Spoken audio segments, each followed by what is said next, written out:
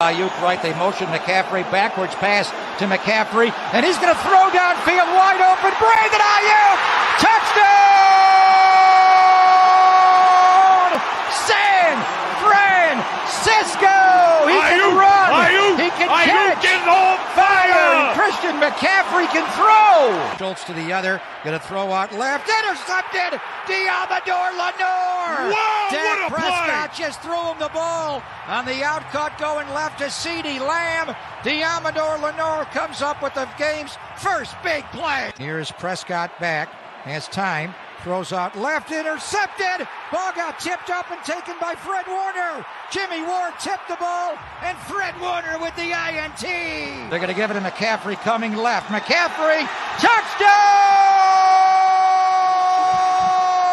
San Francisco! He has thrown one, he has caught one, he has run one.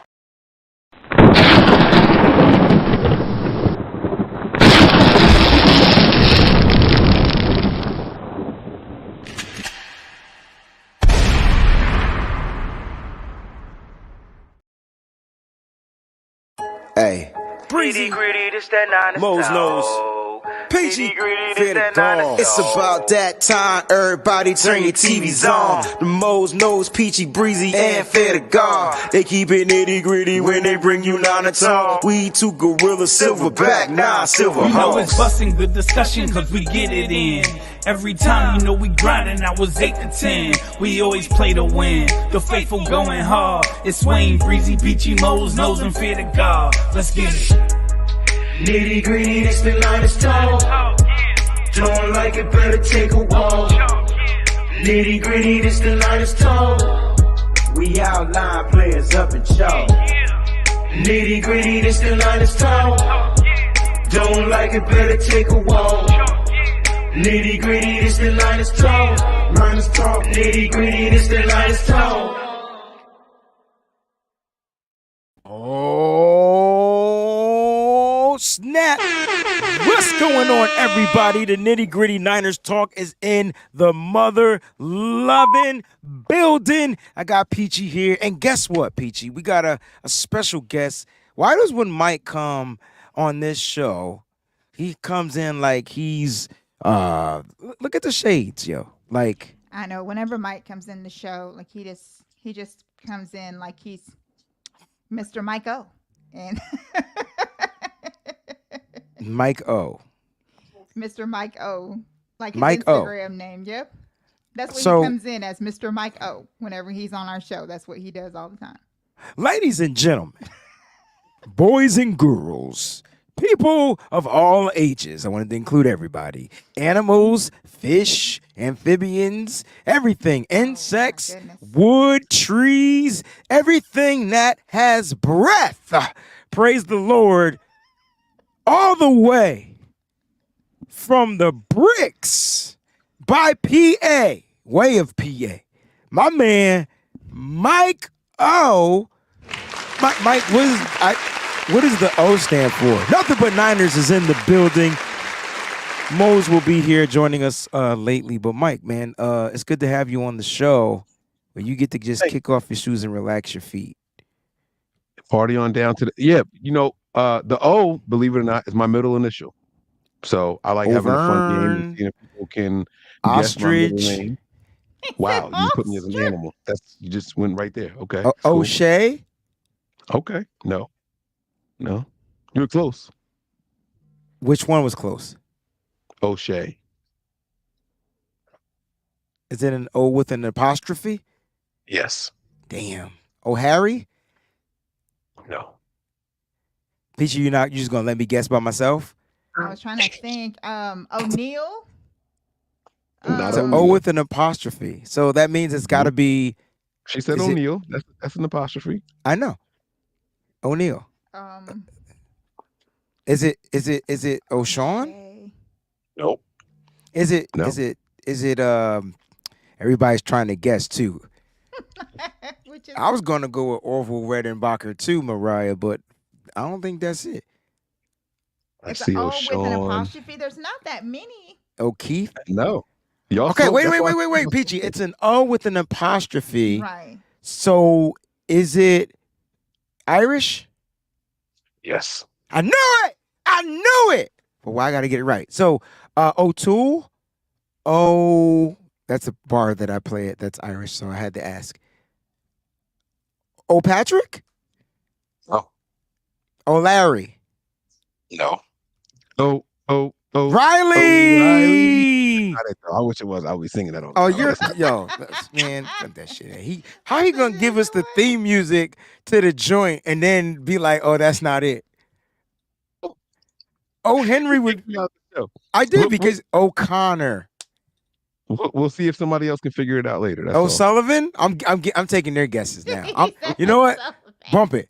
O'Henry, O'Ryan, O'Sullivan, O'Connell. Casey. Oh, Peachy looking it up on the internet. I will say this. One of the last couple ones you just rattled off were super close. Which one was it? So I know. O'Grady. Man, bump Mike's middle name, yo. Nope. We'll see if anybody can figure it out later. This is fun. It's Irish, so O'Leary? Nope. O'Malley. He said one not too long ago, and he was literally one letter off. Like he was one letter off. He said every other. Oh, O'Brien. There it is. Shout out to so Ravi from Nothing But Niners channel said O'Brien. I see it. He said it first, and then Tanisha said it second. Okay. Because I said Orion. Well, and got you. Yes. So Ravi must watch Nothing But Niners, and he's not subscribed to my channel, so we're gonna kick him out. But I'm just playing, Ravi. Apparently, you must have said it on a show before, or did he just straight up guess it? Probably guessed it. I don't usually typically put my government out there, especially considering my name on Twitter is Mike Andrews, so I wouldn't put my whole thing out there like that. But I'm sure, 7 years of podcasting, I'm sure I've mentioned it at some point in time. So shout out to the people who have really been watching, because they even got the spelling right. That's more impressive. I've seen O'Brien, Brian, Bryan, right? Not with the O apostrophe. Not with that. I think O'Brien. I think they just have that one way of spelling it. They put it cracking up. I'm just messing with you, fam. They got it, man. They got it. So shout out to there's not a whole lot of the Irish apostrophe names. So they're just a handful. O'Hara, O'Shaughnessy. Not many, yeah. So here's what's funny, because I don't know if Mike knew this, but we share another thing in common. Your middle name has an apostrophe in it? Don't lie to me. No, but my middle name is Irish. Yeah. Is it Tyrone? Mike, what's my mother freaking name, Mike? He knows what. He does know my name. Take the mother freaking glasses off, man. I know what it is. I just. He said it's a Tyrone. Oh, breezy. No, wait. I was trying to drop an interesting tidbit. Yo, why get mad offended though, Peachy? Why did I get mad offended when he was like? That's right. He got really tight with me. Like, I know what you're doing. You better call Tyrone. I was trying to drop an interesting tidbit that Tyrone is actually an Irish name. I didn't think people kidn't that. So I thought I was just trying to drop some interesting. It is an Irish name, but his middle name, and that's not it. I didn't know that Tyrone was Irish. It is. I actually learned about that a couple of years ago, that Tyrone was Irish. So there's some black Irish people named Tyrone? I've never met a white Tyrone, but apparently it's a lot of them in Ireland, bro. I gotta go ask. I wonder how they say it though. Like, does it have a different enunciation? Like I don't know. Right. Because now I'm getting from Game of Thrones. I'm getting into my Game of Thrones. Like, Tyrone. Did they spell it a little different? That makes sense now. Tyrone, look. Because he spelt it like that. Oh man, listen, I love you guys, man. We're gonna have a fun show. Listen, Nitty Gritty Niners is back. The bye week is over. Peachy is here. I got my man Mike again. Moseby joining us. Listen, his football team he's a head football coach. We got to give him a round of applause because they've just won regionals here in the state of Connecticut, right? Which means, wait, let me get it right, because he'll correct me. So let me read it right. Hold on, because I'll be off. Hold on. It's coming. I was right. Okay. Well, they won the first round of regionals this week, and if they win this week, they go to regionals final next week, and then off to Florida. Oh, great one. See, this is why I don't do shows and read comments, because that right there, if I had a drink in my mouth, That's I'd spit it. It's pronounced Tyron. Tyron. It's still Tyrant. Great one, please. Yeah, but no. Or I said Tyron because I'm definitely Oh my God. ethnic. But I don't think there's an E on the Irish version of the spelling. Is there? That part I don't know. I'm not sure. I mean, I about can make a that. phone call and find out. I got a coworker who has We three. can ask. I'm sure we have some of our brothers and sisters here. Listen, I just want everybody to know we just having some fun and it's all Right. love because I don't need players at me in this. All right, here we go. So Mike Enough and of that. Peach, enough of that. Enough of that. And I'm definitely not going to at any players ever again. Okay, wait, Miss Klinger. I love this lady right here. This young lady. She says, "I can't take it anymore." Tyrone originated. Wait, bro. You can't just give her an accent, bro. You can't. What are you doing? I can't right. go into acting. I wasn't giving her an accent. I just felt like reading it with an accent. Oh, okay. I thought you were inflecting. All right. I'm sorry. You know what I did? I insinuated that you were talking about her like Eric Armstead did with the shirt. You insinuated that he. Okay. I apologize. Go ahead. You put your spice on it. I'm sorry. I'm just gonna take a quick silence. Well, pause for that one. Not a pause, what we say in pause. I just gonna. Yeah, so I can't take it anymore. Tyrone originate from the country Tyrone in Northern England. England. Ireland. Shut up, Mike. In the old Irish language, it is. Go ahead, Mike, because you can read with those glasses on. No. Go ahead and do it. You know what that is? You're Irish. What is that? Says Ter Eogan. Ooh. Land of Eogan. Got it. All right. You know what I love about just you two and everything we do here? It's just another day, another lesson in It life. is. Like, you know what I It mean? really is. Constant Like- learning, man. This is incredible. I'm not going to say that kids shouldn't go to school, but if they just tune into the Wayne Breezy Network, this channel right here, they will get schooled. And I shout out to every person out there that feels like they're not a teacher because you just educated after the miseducation. That's right. There you go. There you go. And that's what we do on this show.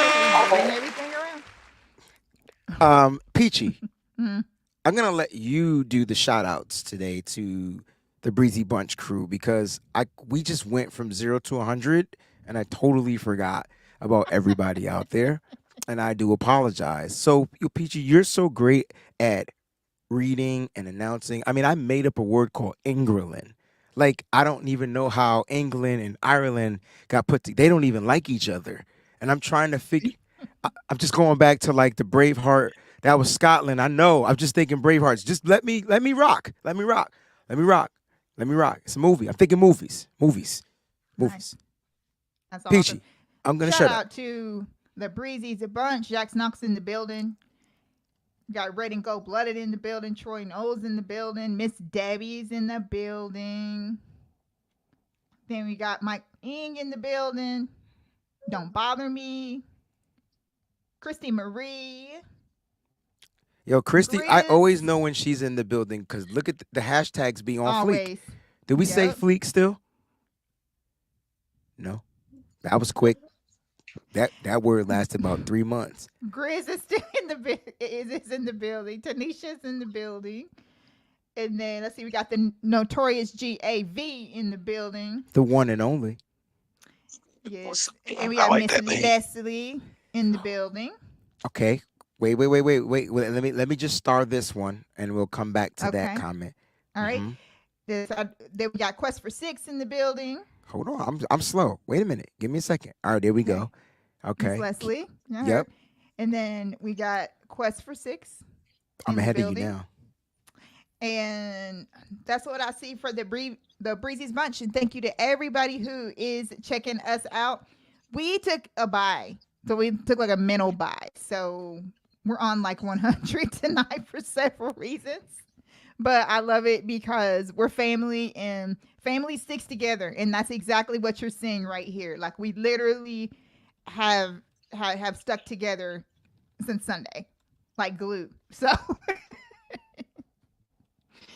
so we're trying to this family is a strong family. Appreciate everyone from the Breezy's Bunch. If you would like to become a member, all you have to do is just pull out one page and hit the join and sign up. There's gonna be some great things going on the Breezy's Bunch that we have coming soon. Shout out to Joe. Love the show. Another classic. Hey, you know what? Joe. I no longer care about how long it takes us to get to 49ers talk. Right. Because this has been very therapeutic for Breezy. Just sitting here talking about middle names. And it's Mike's fault because his mama named him O. It's mama. So like now I'm like, yo, we gotta figure that out. You know what I mean?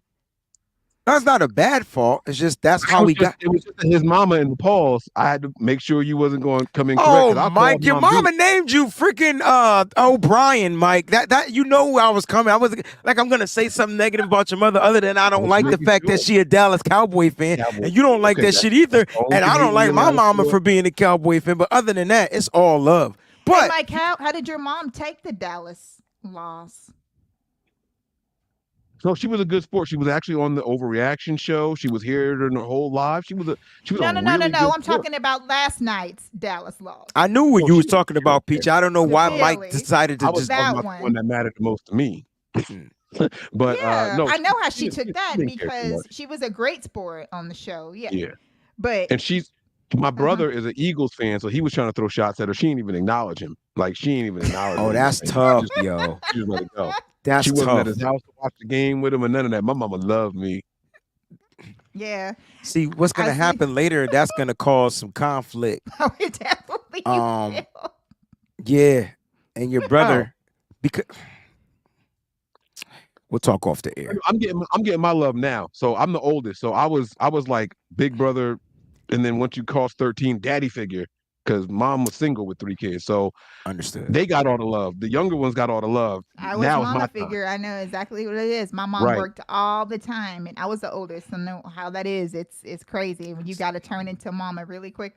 I think I get where you two are coming from, because I'm the oldest, but my mom, I don't know, man. My mom's different, man. She first she act like I couldn't do stuff in life. And then when my brother was growing up, she just forgot who I was. And then it was all about him. Like it was paid just attention to him, and that's it. I was just like, word, that's how we gonna do it. But I will say Mama Brown is a lot better with me now, which is cool. Shout out to Mama Brown. Yeah, and that's the thing, Mama right? Brown. I get closer to my mom. Her way.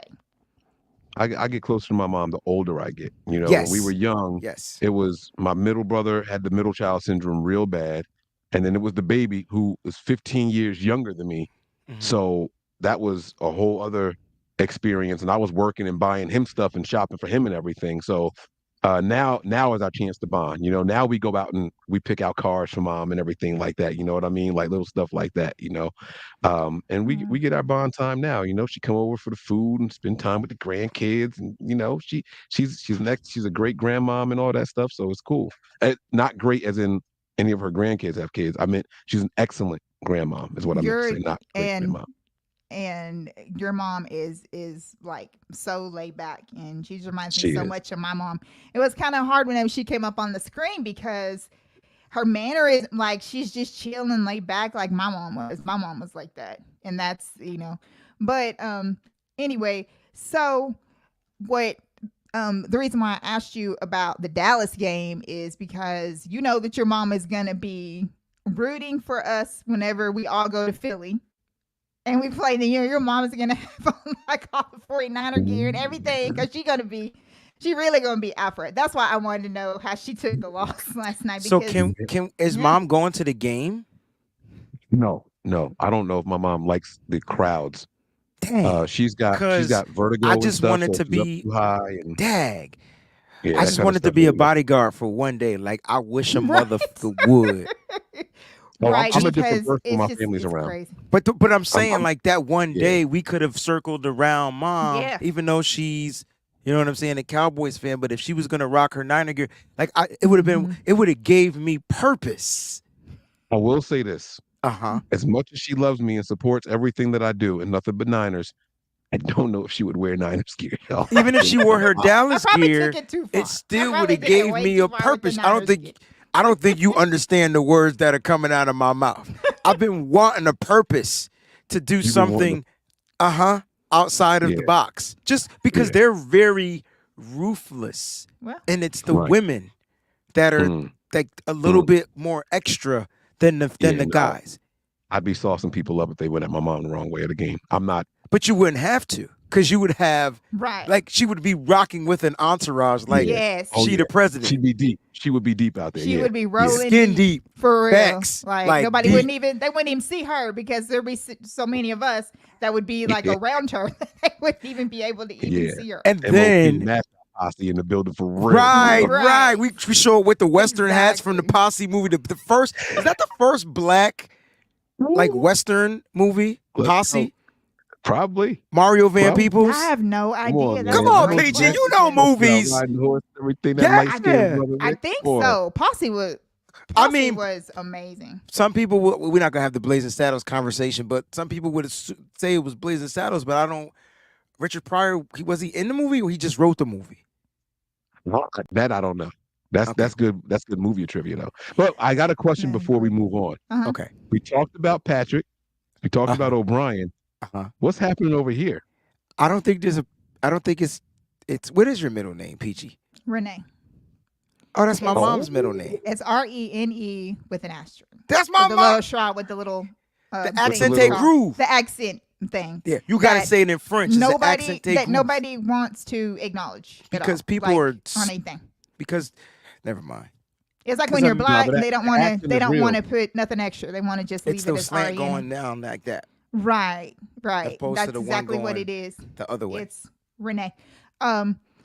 The reason why another reason why that I brought up the Philly Dallas game is because every time that Dallas loses, they always try to find a wide receiver. So now that No. used to be one of my favorite players in the NFL that I wanted the 49ers to actually trade for years ago, Martavis Bryant. So Oh, they're really? literally looking at Martavis Bryant. What do they need another wide receiver Because for? every time something happens, it's what they blame it on. They blame it on the offense. I'm like, come on now. Hey, Corey, I want to know How about if the quarterback? Because he's the one that has the bad clock man that just like didn't get up in time to get another playoff. Like that's not on the wide receiver. The wide receiver was great. They have plenty. They have Cooks. They have Lamb. They have See, two Turpin. more. Yeah, Is Turpin, that his and name, they Turpin? have another one or whatever. Why do you need Martavis Bryant? Because Here- it's you know still what, not PG? going to bring them any more wins. here's the best part. Mhm. When Dallas lose, them motherfuckers is like crickets. Oh yeah, I mean, super silent. yeah. I'm There'll gonna be leave it none at in that. Here. There'll be none I don't in see here. I don't see them They in the were- chat today. Right, they were Right, all right. in our pain with us losing the games. We were losing and all this stuff, but where are they now? Nowhere to be found. They're silent. I haven't even heard them on social media. Like I haven't even No. seen them on social media today. Like they just go I ain't into seen no the skip whole clip, none of that. right. Stephen A. calls their fans Roaches. cockroaches. Cockroaches. Cockroach. I wanted to put that out, but I met one day. thought On my that was way so back from disrespectful. Dallas. I just didn't want to put that out there in He disrespect. said that they scatter like cockroaches I know. whenever they lose. But listen, the moment you mention cockroaches, I just, Oh yeah, it just, Gallup. yeah. Big Papa, our brother, wants to know, Peachy, Oh Lord, is no. Peachy your true first name? Well, yeah, it's a good question. No, it's So, absolutely not. It is actually how'd you Crystal. How'd you come up with the peachy thing? Crystial. Do what now? Just I don't want to assume nothing. So It's Wayne, were you? The show is off the rails. No. No. Sure. Okay. The way that I got peachy was it was something that I said like a long time ago, where people would ask me how my day was going, and I would just say just peachy, and it just was something that grown. And then plus, I was also living in Georgia at the time, and everybody used to call me Georgia Peach anyway. So that's what I got it from, and it just stuck with me. All right, so that's what it is. You but got it's the Crystal, and not like the Crystal restaurant. It's Crystal. Never heard of a Crystal restaurant. Oh yeah, that's right. I forgot. If you don't live in the South, you know what Crystal is. When I tell you that this show is educational and on every facet, I mean, I'm learning about Crystal restaurants. I'm learning about heritages and names, and God bless our moms, and like this is just dope. This is just super dope. It is. All right. It was really awesome. The ATL is where Crystal was born. Like that's where the main Crystal is. It's downtown in Atlanta. The restaurant. Got you. Yes. We were in ATL. You never once mentioned it when I asked about restaurants. Is it gone? No. So why didn't we go there to freaking eat? See, now I'm having post-traumatic. Because we wouldn't go. You know why? To because we drove 2 hours, like an hour and a half, to some chain restaurant, bro, for some barbecue. No, that we thought because we were under the impression that it was supposed to be some gourmet. Yeah, food, like some hole in the wall place. You know what? I don't give a. Because Fair said that joint was like good barbecue, and I was like, okay, we in the South, we gonna get some smoke. We gonna get that. Right, man. We were at a TGI Fridays, bro. Smoky Bones. That was the name of it, Smoky Bones. Oh, I'm about to say you went to TGI Fridays. It was like TGI Fridays. Went to TGI Fridays. I mean, it wouldn't have been anything. But this ain't about Fair. He not here to be fair. This is about Crystal Peachy, not the restaurant Brown, and Renee Brown. And let me ask you this: you just mentioned the restaurant. We in Atlanta, and I want an authentic Atlanta food. Okay, but the 49ers are in first place, ladies and gentlemen, like of the NFC White West. Castle. Mississippi Niners is right. It's just like White Castle. That's the same. So it's not a place where, you know what I'm saying, like we went to the Waffle House. I mean, I would have ate. I could eat at the Waffle House 15 days out of 15 times a day. It's like White Castle. That's what Crystal's is like. It's just not as good. Well, I would have took that over that Smoky Bones. Look. We ain't know. We thought that we were going to some like small little authentic place. She's right, Mike. She's right. Because when they said Smoky Bones, I thought we were going to a shack. And then I thought we were going to get outside eating and go grab the barbecue right off the smoker and then just chill out, grab some sauce. Now, we was at a chain restaurant.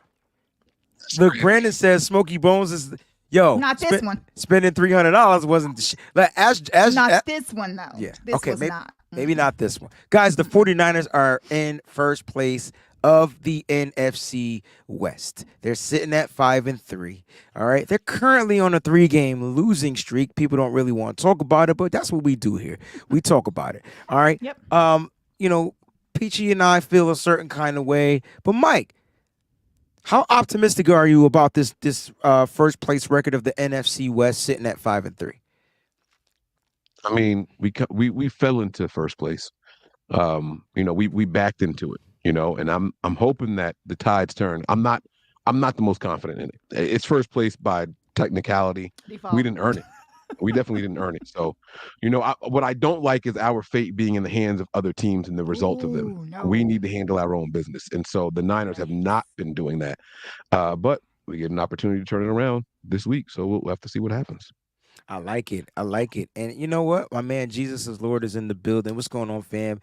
He said, switching it back to football, what's your prediction after the bye? So we'll start with this now that we're talking about 5-3. Perfect question. Spot on.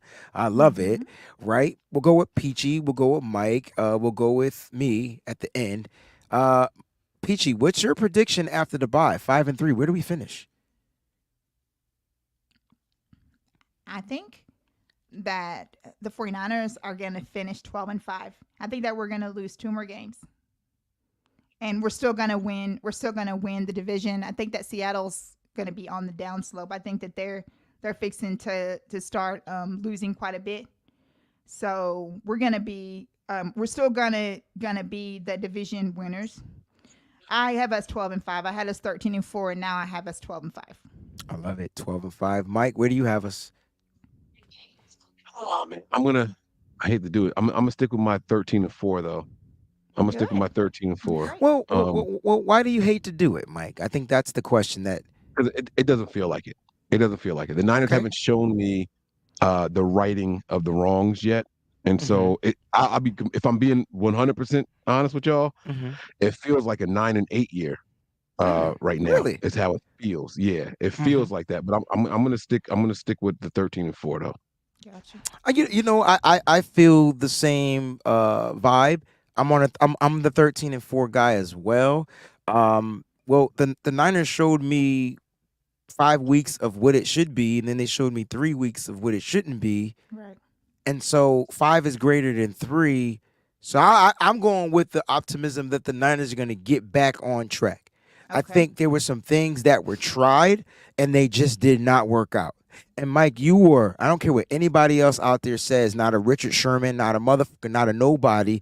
Mike on No Harm, No Foul was the first person to come out of his mouth or out the mouth and say that Steve Wilkes is changing things up. And I was like, well, what do you mean by changing things up? And it shouldn't matter if he's changing things up. The players got to execute. And what did you say, Mike? Not to put words into your mouth, but what did you specifically mean by changing things up? Because now everybody's saying that, and now all the talking heads are saying it. And Mike, you were saying it from the jump. Well, specifically after the Bengals game, there was too many wide receivers that the Bengals have for the Niners to continue to blitz the way that they do. And I thought they would get back to more of what they do. Let the defensive line go out there and push. Let the defensive line, just the 4. We don't need to blitz a lot. We don't need to do all this crazy stuff.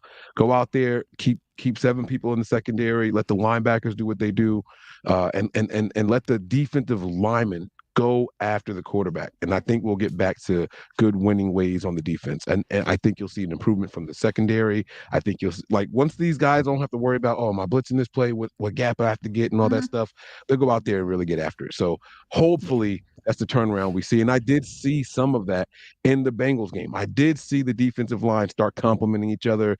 We got some sacks coming off the edge that, even though the defensive tackles got the sacks, it was because of the pressure coming off the edge.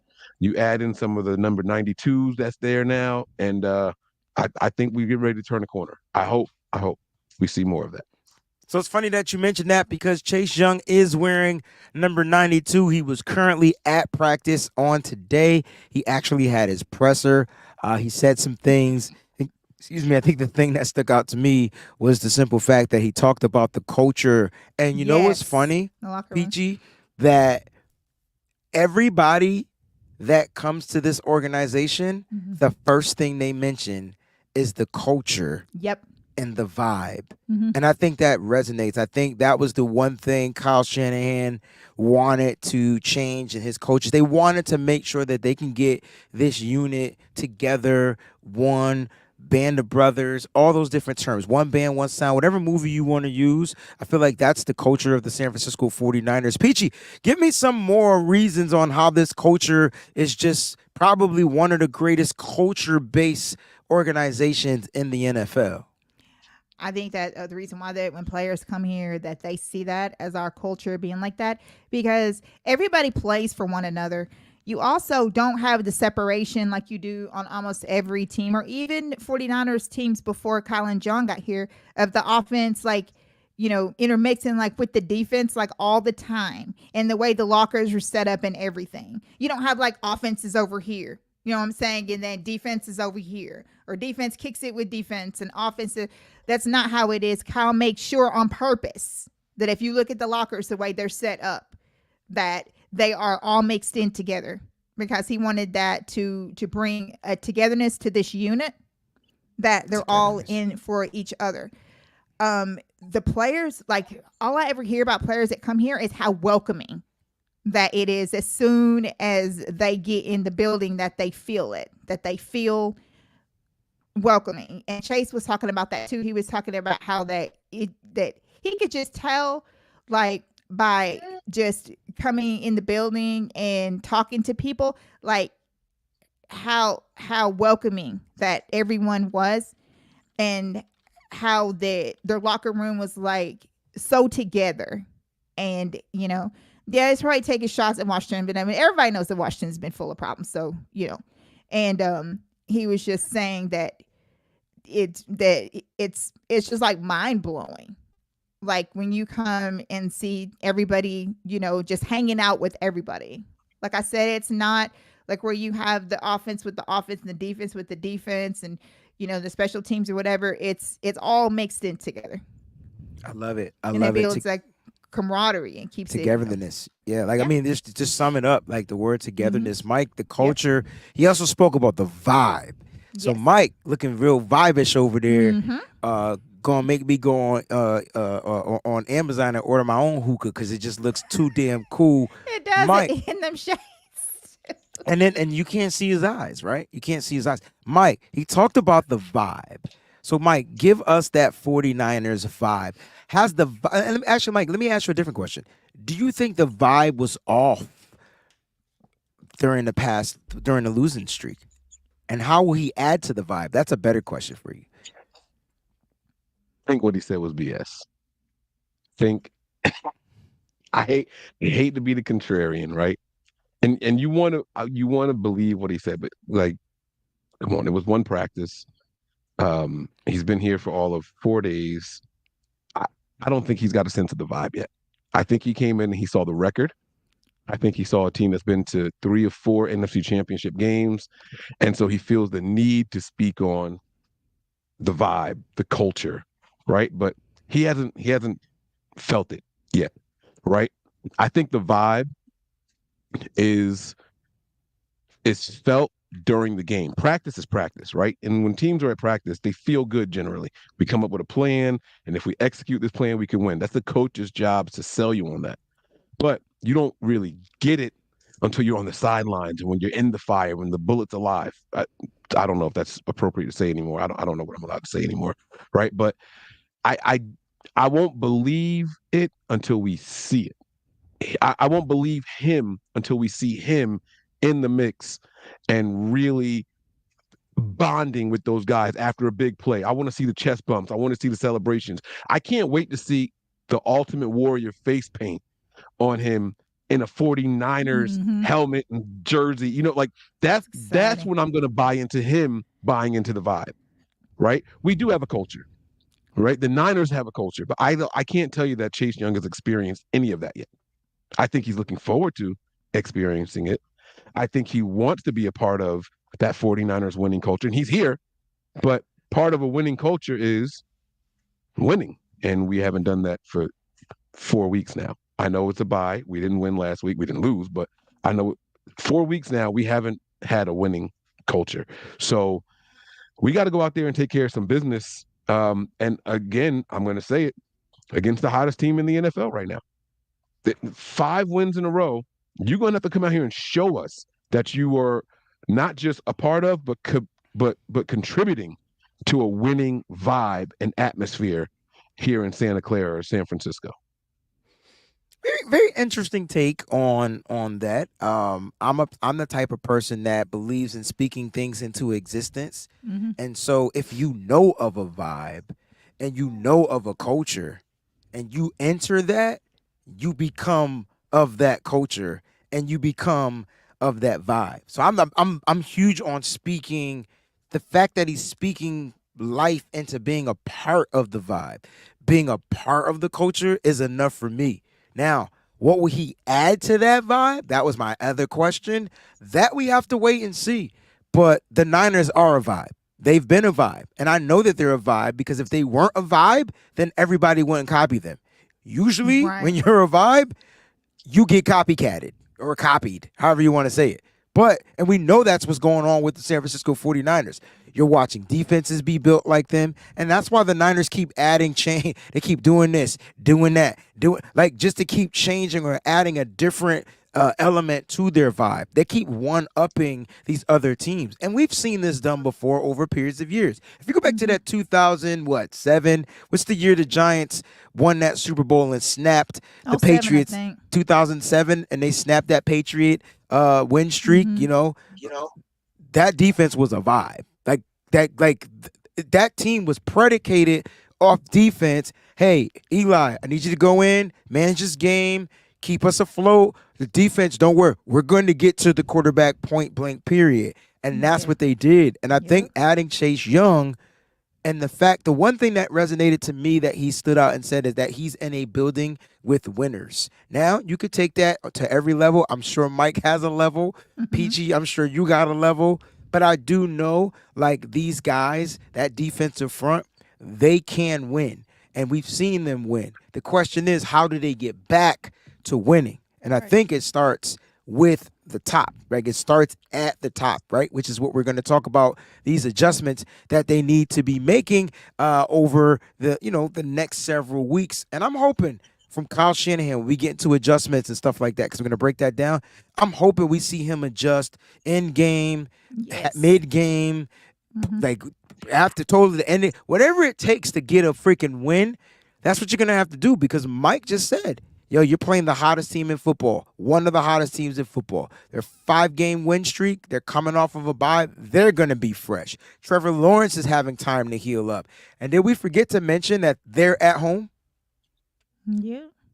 They're not traveling to California. They stay right in Sunnyvale, good old Duval County, right? Let's talk about some injuries. Aaron Banks, turf toe, going to be out for a couple of more weeks. Trent Williams did not practice today with the ankle injury. Let's talk about the offensive line. Let's start with Mike, and then Peachy, you can wrap it up. But Mike, if Trent Williams isn't good to go, Mike, how worried are you about this 49ers offensive line? Yeah, no Trent Williams, no Aaron Banks. I'm very worried. I'm very, very worried. Especially because you have such a young quarterback back there. And it's I would love to say, oh, well, no Trent Williams, Moore played well. And I think he played decent, right? I don't think he was great. I don't think he was, all pro or nothing like that out there. But I wasn't upset with his production. But when you're playing next to a really good left guard, it'll help raise your play and vice versa, right? Now all of a sudden it's going to be a little bit different. Now the whole offensive line is just who's going to be playing left guard? Do we even know? Right? Like we don't even know who it's going to be. Some people think it's going to be McKivitz. I mean, what is that? Is not that his McKivitz? Nah, some people think it's going to be Feliciano, Nick Zakel. Zakel, that's his name. Right. Oh man, it's even worse. Zakel, right? Like that's who a lot of people think is going to be. Some people say, oh no, they're going to give it to Feliciano. But when I look at the official depth chart on the team, it's Zakel that's listed next. It's not Feliciano listed on the left side. So I don't know. I don't know what to expect. Am I worried? Absolutely. But Kyle has had a lot of time to plan around that offensive line and their deficiencies. Right. If we don't get it done this week, I agree. But I agree with that. Peachy, how do you feel about just to piggyback off what he said? How do you think Kyle plans if these guys? We know Aaron Banks is going to play, but if Trent Williams doesn't play, how do you think Kyle plans to hide the deficiencies of the offensive line? Man, one, Brock is going to have to get that ball out like he was before. Because that's one thing to where he is definitely slowed down a little bit on getting that ball out. And the O-line is having to do a whole lot more than they were having to do. So he's got to go back to getting that ball out quicker, to get it out, to start going through his progressions quicker like he was doing before. Because if we don't have those guys in there trying to hide them, I mean, it's not going to, I don't know. All I know is that he just needs to get the ball out quicker. That's all I'm saying. I mean, Brock's been doing, just on average, he's been, 2.5 to 2.7 seconds, I believe, is his release time and things like that. It got a little, like you said, later when it came to the injuries that the Niners were dealing with. Yeah. But it's funny that you mentioned that because I think one of the reasons why Brock will be able to get the ball out quicker is because the scheme on offense will be back to almost its original form, at least from a play-making standpoint, because Yes. Deebo Samuel did return to He's practice back. with that shoulder injury. Mike, Deebo said he was ready to go. Now, Mike, it ain't game time yet. Is Deebo still ready? Do you feel more confident in Deebo saying he's ready to go now that he's back at practice? No, Damn. no, I don't. I will still hold judgment. Now the good news is the last time we heard from Debo, at least the last time I heard from him, I don't know if he's done any speaking engagement since then. He was on with Kay Adams. He had his son on his lap, and she asked straight up, how you feeling? He said, I'm ready to go. But that doesn't mean that I'm cleared to go. Good sign that he was back at practice, right? Like that's a step in the right direction, and that's where it starts. You got to get back to practice before you can get back on the field for most players. But I also believe that Deebo is not one of those guys that has to get back to practice in order to play. So it's probably an even better sign than, like, for example, Trent Williams didn't get back to practice. But if game day comes and Trent says he's good, they're going to put him out there. He don't have to practice this week. Agreed. Right? Same Deebo, thing. I believe, is of the same ilk. Mhm. Ilk. Well, I know what you Cloth. mean. How about Cloth. that? Let's say Yeah, cloth. let's just go with He's cloth. cut from the same cloth where he doesn't need to practice. He knows the plays inside and out, and he's going to go out there and do his thing. So it is a very good sign that Deebo is back, and it is a trend in the right direction. That is definitely what we want to see and hear. So it is more comforting, but I'm just not 100% certain Deebo is going to be ready to go. I right. would report to all teams, Deebo's back at practice. He's back, because I want them to game plan for a game with Deebo, whether he's playing in it or not. Take more time, watch more film, go back 2 or 3 weeks to see, and make them study something that may or may not be a part of it. It does nothing but benefit the Niners to say that he's back. I love it. Peachy, we get 3 players that are returning back to Yes. practice. Their practice window is officially open. Any of these 3 players do you think has a shot at playing on this Sunday? No. I do not. So now okay, so that's cool because they released Sheffield. They released another cornerback. Interesting. We got 2 returning to practice. I'm hoping one of them plays. I'm hoping Me one too. of them. I'm just very pessimistic about that this week. You Think I'm with Peachy. I Think don't I'm with see Peachy. I can see Samuel Womack III playing and just being available for special teams only. And then and if he needs to be used as a DB, they can use him as a DB. Because that's his strength. His strength is gunning, and if you need him, you need him. I think he'll be better than any of the players that have been released from the practice squad. The biggest question mark on the Niners defense is Oliver. And Womack would, if cleared, hopefully replace him, right? No. But then you hear that the Niners, no? You're saying no? Is that what you're saying? No, I'm not saying he can't, but I'd rather put him on the outside where he's stronger returning from this. That's where he played. He got torched on the inside. We need to pull up the film. Like, that's where he struggled. He's learning it. I'd rather put Deommodore Lenoir, my number 1, in that slot. Because I guarantee you, hold on, bro. Calvin Ridley gonna line up in the slot. I guarantee you, what's that other kid name? Christian Kirk gonna line up in the slot. And I trust Deommodore Lenoir more than I would trust anybody in the slot on those guys. All right. So I hear you. And respect and receive what you just said. But what happens is now you're changing 2 positions in the secondary instead of just 1. And I get that's that. What scares me the most. But you're not changing 2 positions. You're not changing any positions. Samuel Womack has been an outside corner. Like when he played with when he usually comes in the game is outside. He's making plays on the ball. He's always around the ball. He's like tight, locked on coverage.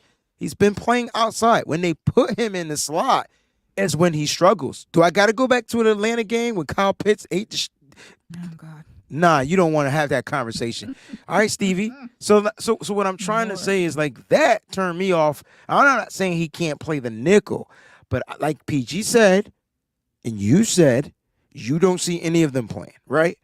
If they had to play, I would rather have Womack out there on the outside where he's comfortable, where he's stronger, where he can play more press man. We're missing that. We're missing that grit from the top. Like that, I just feel like that's what's missing. You know, I really do. He can lock in on a dude, and I take my best corner. And I know we're saying it. Diamador Lenore is the 49ers' best cornerback. There it is. Boom. We're taking our best corner because they're going to put their best guys in the slot. It's not going to be the rinky-dink third wide receiver. It's going to be Evan Ingram. Now, this is when you insert Samuel Womack. Can we be on the same page here? Or you just don't believe? I mean, Oliver. Sorry, Oliver. This is where you insert Oliver back to nickel when you get Ingram in the slot. It's going to be a tough game, man. Like that. It's hard. It's hard because I'm not the biggest X's and O's guys, right? But I feel like what's missing from the secondary are big plays, the splash plays, right?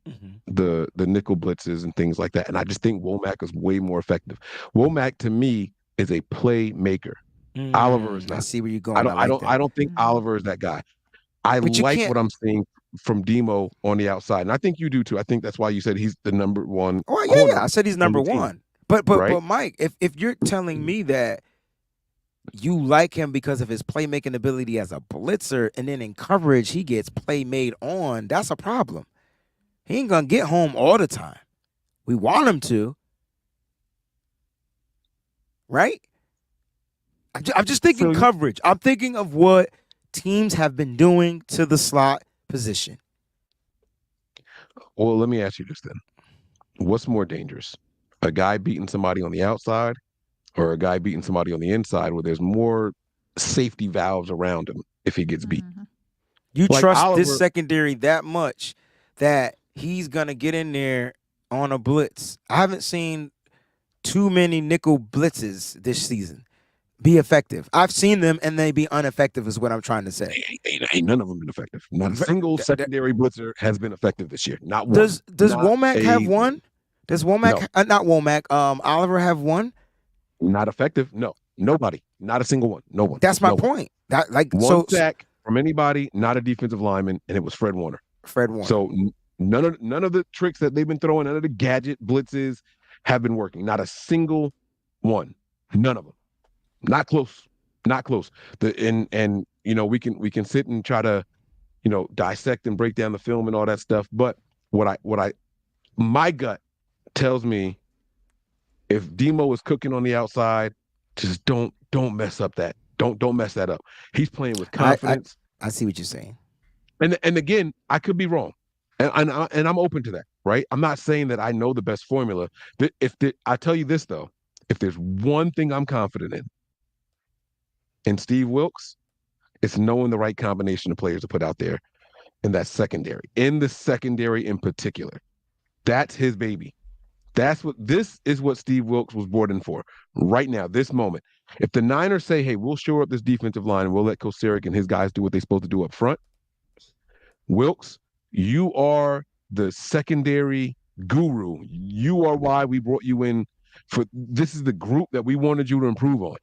We had Charvarius Ward, who was an undrafted or a late drafted guy.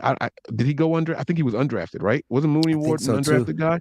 Yeah, from the Chiefs, right? We got an undrafted guy over there. We got Demo, who was a late pick, and then we got Womack, who the Niners took the mid-round flyer on, right? We want you to improve this group. It's your defense. You get to sprinkle in your touches and everything on it, but whatever you say, we're going to trust it. This is when the Niners need to start showing trust in their position coaches. This is when the Niners need to start showing trust in their personnel packages, right? You don't go out and get a Chase Young so you can say, hey, we still need to blitz. Right.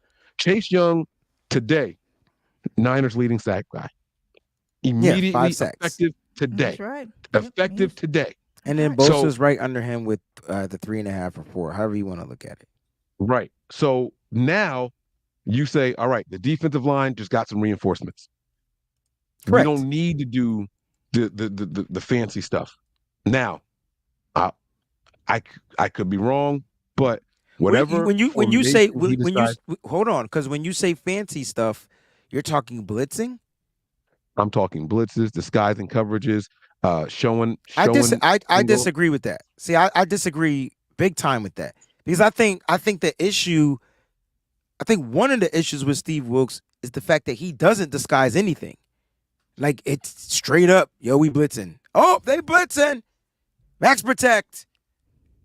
Like that, like, to me, the element of the surprise of the blitz isn't there.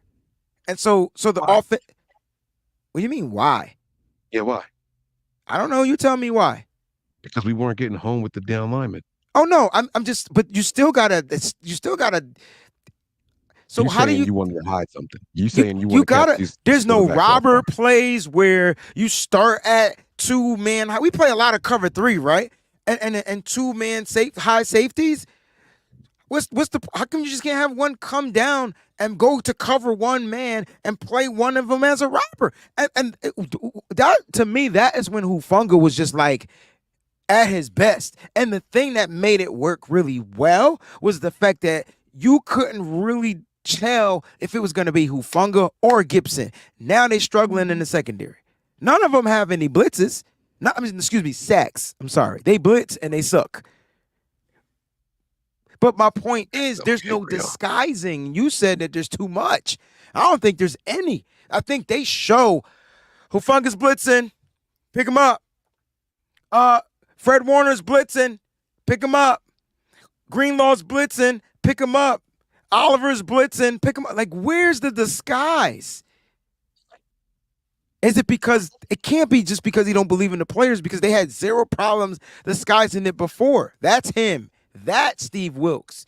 That he needs to adjust. We're talking about adjustments, and that could be one adjustment that Steve Wilks needs to make. Shoot, I got players. You can still let you can still just rush the front 4.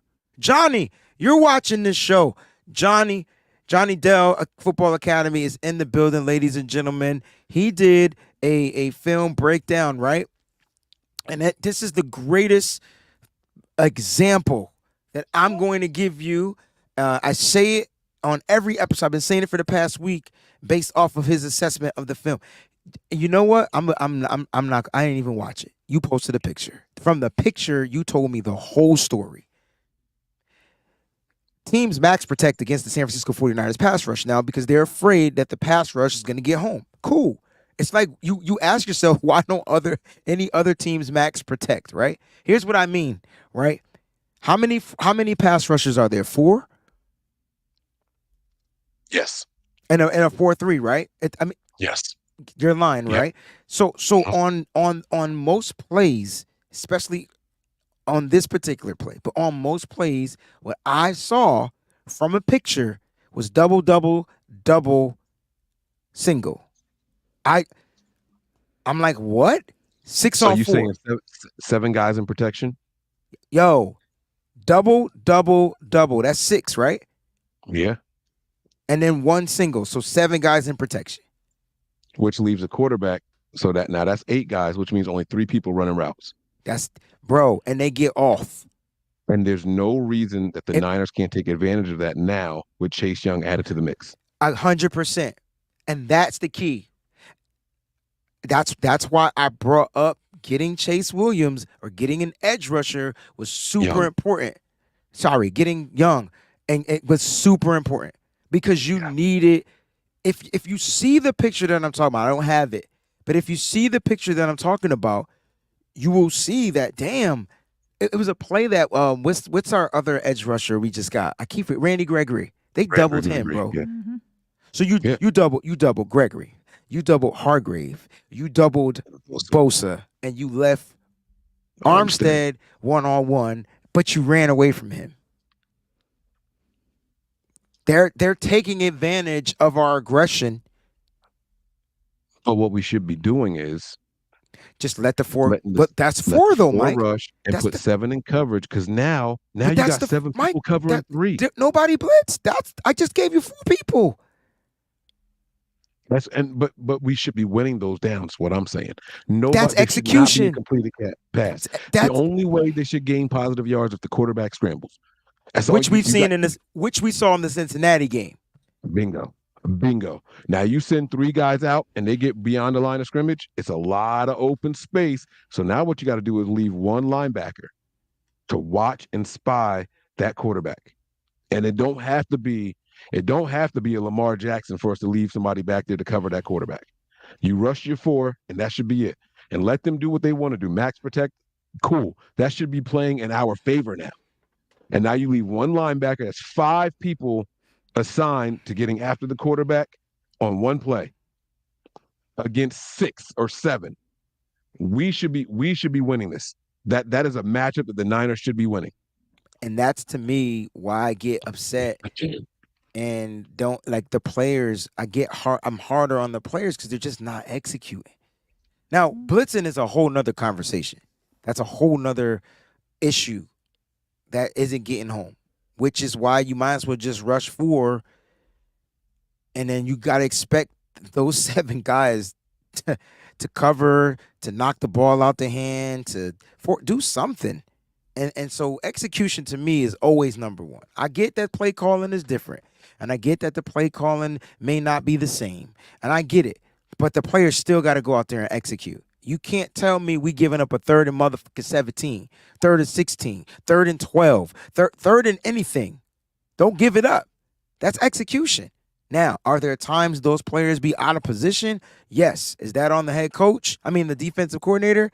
Yes. But at the end of the day, if you even go back to that all-out blitz play, you could say it was the wrong call all you want, which it was, according to the coaches, right? Wrong call. Wrong time, not wrong call. Same difference. All right. But at the end of the day, that play was not executed. Right, because you had the guy who was a free rusher just stop. So you can say his name on we can say his name on. Okay. Hufunga just stopped. Yeah. Right. It was almost like that Eric Armstead play in the end zone against Dallas where he just didn't want to sack him. Right. It's like I don't want a chance getting the flag. Let me just let him go and see where he throw. No. Finish the play. Execute the plays that are called, which goes back to what Wayne was saying. The players aren't executing. Yeah. Peachy, we got some breaking news, man. Hit us with the breaking news, Peachy. So the 49ers have signed Henry Byrd, an O-lineman, to the practice squad following a successful workout. Second offensive lineman. Mm-hmm. The second one. The 49ers have signed to the practice squad. It was Jesse Davis on last week. He hasn't been released as of yet. Right. He's still now it's Henry Byrd. People want to know who he is. I can tell you what. He went to Princeton. He's 6'5", 310 pounds. Had some work done with the Denver Broncos. But that's about it. There ain't no stats, no nothing. I can't tell you anything about Henry Byrd other than his name is Henry Byrd. That's it. Bird. What is Byrd? What's that from? I'm going to say it again. Bird. It's an old Disney cartoon movie. Bird. Yes. Look at you. Yes. It was the what? one word. Bambi. Oh yeah, Bambi. I love Bambi. Bird. It was really good. Don't come at me on my Disney game. No, all right. He's not related to Larry Bird. Larry Bird is B-I-R-D. This is B-Y-R-D. Right. The fun stuff about this, though, that I don't know, like the elephant in the room out of all these names the 49ers worked out. He's we're gonna get to that. Let's in the building. We were gonna get to that. Let's get to the super sorry. chat contribution because it's on My Mike's bad. channel. All right, so let's get to that. Okay. Mississippi Niners, Mike. This one's for you. Even if we turn things around, the thing gonna get us that always gets us, the O-line. Who loses 4 quarterbacks and don't address the line? Kyle Shanahan, because he's smarter than everybody in the NFL, because he's got a plan, because no matter what the play is, there's blitz beaters built in. because we don't have to worry about blitzes, and we're smart, and that's what we do, according to Kyle. And I got a quarterback that I trust more than I've trusted anybody in here right now. So who cares about the offensive line? Yep. Big Papa, new member. All I could do is co-sign it. I'm Kyle's Nars. He's a bunch of names. Yeah. I was because we were talking to Dion.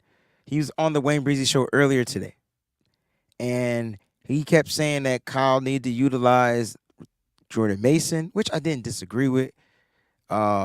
Need to utilize Ronnie Bell, and I get it, because they could be sparks, but Kyle doesn't trust. He only trusts who he trusts. Mike just said at the beginning of the show that Trent Williams cannot practice and play if he was able to go on Sunday, right? That's trust. Deebo Samuel cannot practice and be able to play on Sunday. That's trust. Mm-hmm. Kyle does. When it comes to these rookies, I just don't think Kyle be all in on them. Which is crazy, because I thought that he was really in on Bell, just from the way he was talking him up, like in the pressers and everything. So it really shocked me how Bell looked good in the time that he was out there on the offense, and then all of a sudden, like, he's just non-existent. And we didn't have Deebo. Like, Bell. What I'm learning is Bell isn't on the Deebo depth chart. He's on the Brandon Ayuk depth chart. So when we saw Ronnie Bell, it was when Brandon Ayuk was out. I don't think we have a Deebo depth chart, guy. It's clearly Ray McLeod. But Mike, you sitting there like your armpits don't stink. So I'm going to go ahead and let you hit me with whatever is pondering up in that melon head of yours.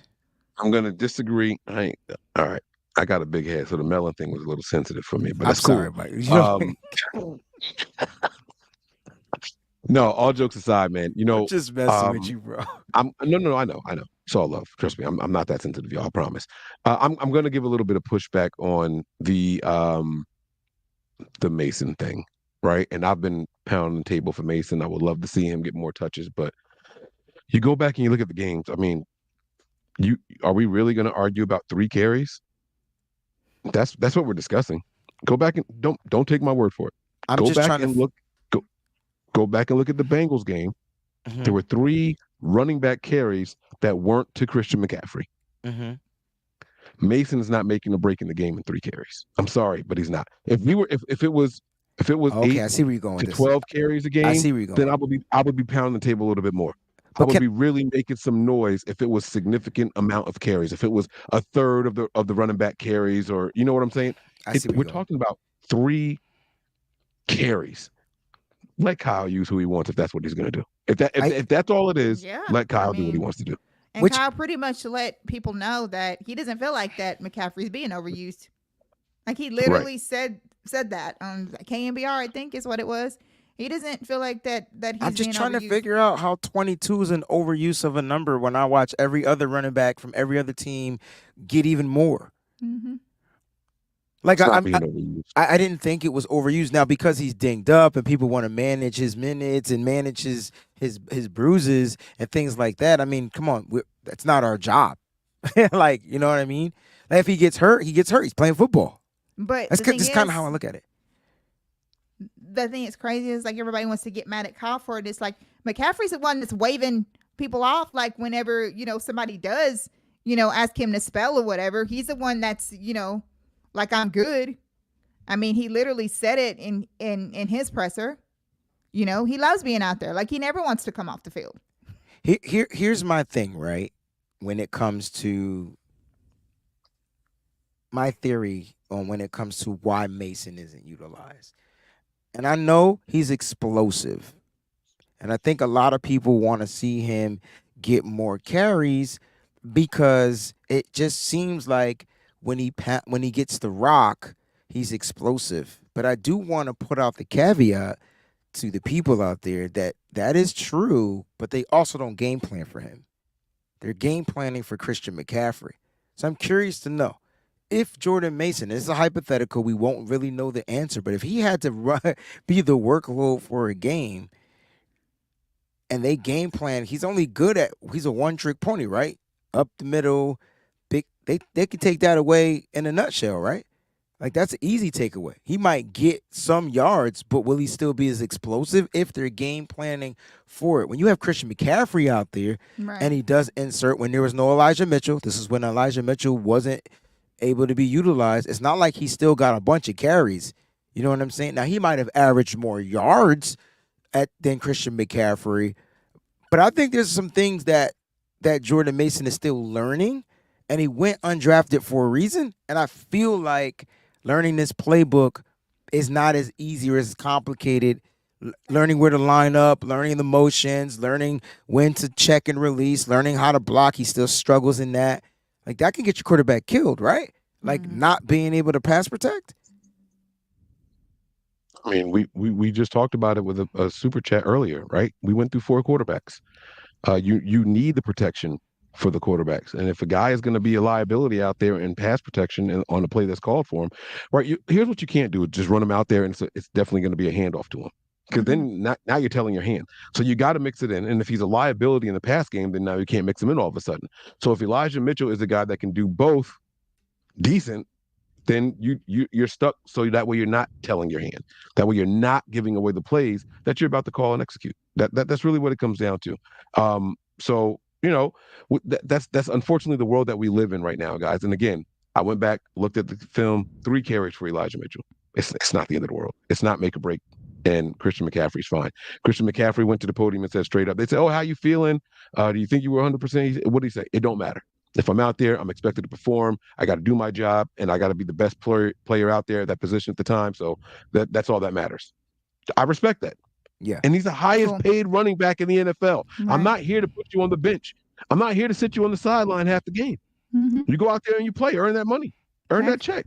Now, let that man go out there and play. If we started, and Mike, I know you got to dip out real quick. If we started pushing that number up to 30, 40 carries a game, now we have a conversation of being overutilized. In my opinion, let's go. It's just like when he was in Carolina, I don't think that people truly understand that he was like the discrepancy between the way he was used in Carolina and the way that we're using him is not even close. Like, he was in for every solitary thing. And not only was he out there for everything, but he had to do every single thing. Every time that the 49ers touched the ball on offense, Christian McCaffrey does not have the ball in his hands. 1,000%. In Carolina, he did. It's pretty much that whole entire offense. So if you go back and look at that, there's such a discrepancy when the way that he was used there compared to here.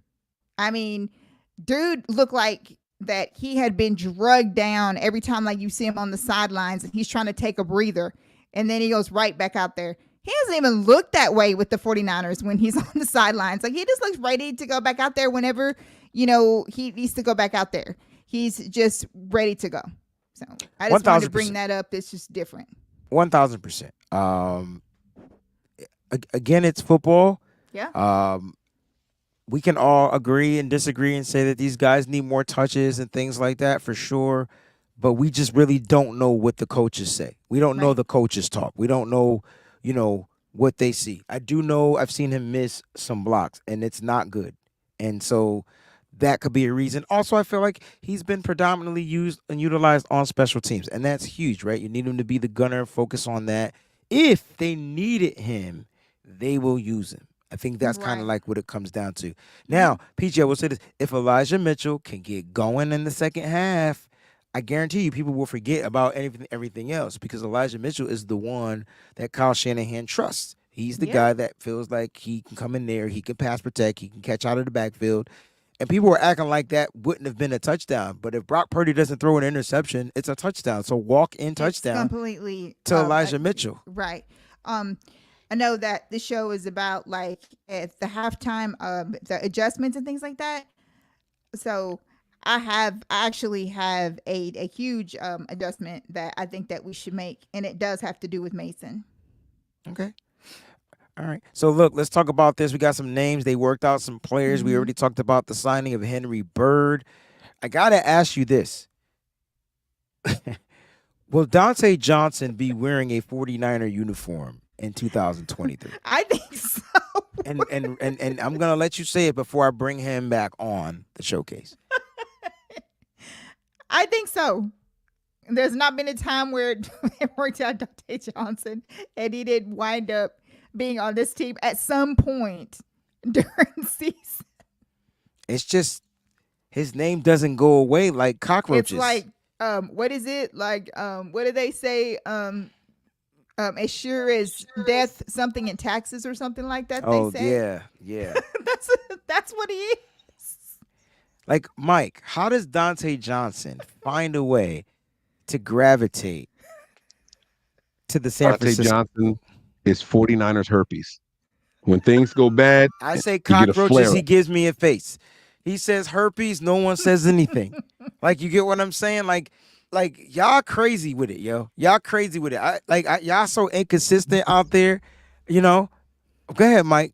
Continue. I just heard that word, didn't like it, but it's all good. I'm just letting y'all know, man. Like, you know, y'all know how it works, man. Stop playing with me, okay? Dante Johnson's gonna be back wearing number 41 for the 49ers this year. Y'all just get ready for it, okay? Jersey in the building. You can't shake them. When things get tough, they call Dante Johnson, who, by the way, had a good game in the playoffs last time we saw him. So I don't want no slander for my 6'2" Pennington, New Jersey native. Shout out to my man Dante Johnson. I'm a rep for him every single time I get an opportunity to. Y'all know who he is, man. Let's go. Show that man some respect, man. But And he can play safety. And he can play in the nickel. And he can play both outside positions. That dude is the poorest of poor man's Jimmy Wards. Yes, he is. Let's go. He's versatile, but he's not good. But why is it that he always is right there available for the 49ers? Like, out of all the teams in the National Football League that could probably use Peachy, don't nobody want him but the 49ers. That's what I'm saying. He's Not like true. that. He's like that. What is it? You know, back in the day, because you probably can't do this now. All right, let's ask the question. Let's ask the tough question. Dante, I want to know what you were saying. Wait. What would you? Wait. You said you can't say it no more, or back in the day. What were you about to say? This is gonna be good. I can feel it. How you gonna pour some tussin on it? What you doing? What is it? You know, we have these conversations, Mike. Back in the day when you used to have that special kid. Oh shit. And people used to, you know, whatever. And it's like, I love it because he's mine. That's why I look at this as like, don't nobody else want him. Nobody else would be able to have anything to do with it. Mike said that But people we love want him him. because he's just Mike said people want him. He's ours. We drafted him. We made Dante Johnson. He's been on multiple teams, and it's all teams that run the same scheme as the 49ers. He's been with the Seahawks twice. He's been with the Niners like 12 times. That's our guy, bro. For a minute, like not even 30, not even a full game. The dude dressed for the start of the game. He undressed at halftime. You're mad. I'm not mad. Well, to put some respect on that man's name, man. He been with the Seahawks. He been with the Bills. He been with the Cardinals. He was with the Chiefs. He been with the Chargers. You know what, Mike? All in the same year.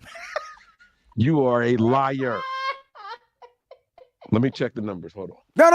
No. Who would you rather have out there, Dante Johnson or Isaiah Oliver? Dante Johnson. Stop playing with me. Can somebody cue up the bullshit comment? The little boy in the car seat. Somebody send me that so I can put it up here. Oh yeah. Look at this though. No, Might as sorry, well Rob. always drip. Yeah. Not that one. Might as well. Why not? Why not bring him back? He can still thump. We're not looking for safety help. We ain't looking for Dante Johnson help either. We're not. Yeah. This one right here is for Mike. That's all See? for Mike. So I'm waiting for. I need an answer. Right. I need an answer ASAP.